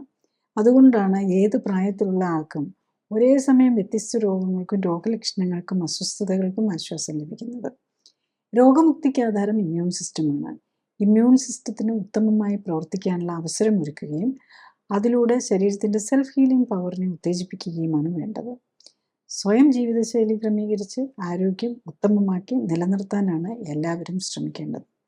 അതിന് കഴിയാതെ വരികയോ ഹൃദ്രോഗവും ക്യാൻസറും പോലുള്ള മാരക രോഗങ്ങൾ സംശയിക്കപ്പെടുമ്പോഴും ഒന്നിൽ കൂടുതൽ രോഗങ്ങളുള്ളവർക്കും മരുന്നുകൾ ദീർഘകാലം ഉപയോഗിക്കേണ്ടി വരുന്നവർക്കും മരുന്നുകൾ കൊണ്ടും അസ്വസ്ഥതകൾ മാറ്റാൻ കഴിയാതെ വരുമ്പോഴും ഓപ്പറേഷൻ ആവശ്യമായി വരുന്നവർക്കുമാണ് ക്ലിനിക്കൽ സപ്പോർട്ടോടെയും സൂപ്പർവിഷനോടെയും ഉള്ള ജീവിതശൈലി ക്രമീകരണം ആവശ്യമായി വരുന്നത്. ജീവിതശൈലി ക്രമീകരണത്തിൻ്റെ ശാസ്ത്രീയ വശങ്ങളെക്കുറിച്ചും ക്ലിനിക്കൽ സപ്പോർട്ടോടെയുള്ള ജീവിതശൈലി ക്രമീകരണത്തെക്കുറിച്ചും വെബ്സൈറ്റിൽ നിന്നും യൂട്യൂബിൽ നിന്നും കൂടുതൽ അറിയാനാവും. ഡോക്ടറേക്കാൾ അറിവ് നേടാം എന്ന യൂട്യൂബ് സീരീസിലെ വീഡിയോകളും നൂതന സമീപനം എന്ന സീരീസിലെ ആദ്യ വീഡിയോയും നിങ്ങളുടെ രോഗത്തെക്കുറിച്ചുള്ള വീഡിയോകളും ചികിത്സ എങ്ങനെയാകണം എന്ന സീരീസിലെ വീഡിയോയും കാണാൻ പ്രത്യേകം ശ്രദ്ധിക്കുക. ഫേസ്ബുക്കിലും യൂട്യൂബിലും എല്ലാ ശനിയാഴ്ചയും 2:30-നുള്ള ലൈവ് എപ്പിസോഡുകളും നിങ്ങളുടെ രോഗവുമായി ബന്ധപ്പെട്ട് കഴിഞ്ഞുപോയ എപ്പിസോഡുകളും കാണുന്നതും നല്ലതാണ്. Thank you.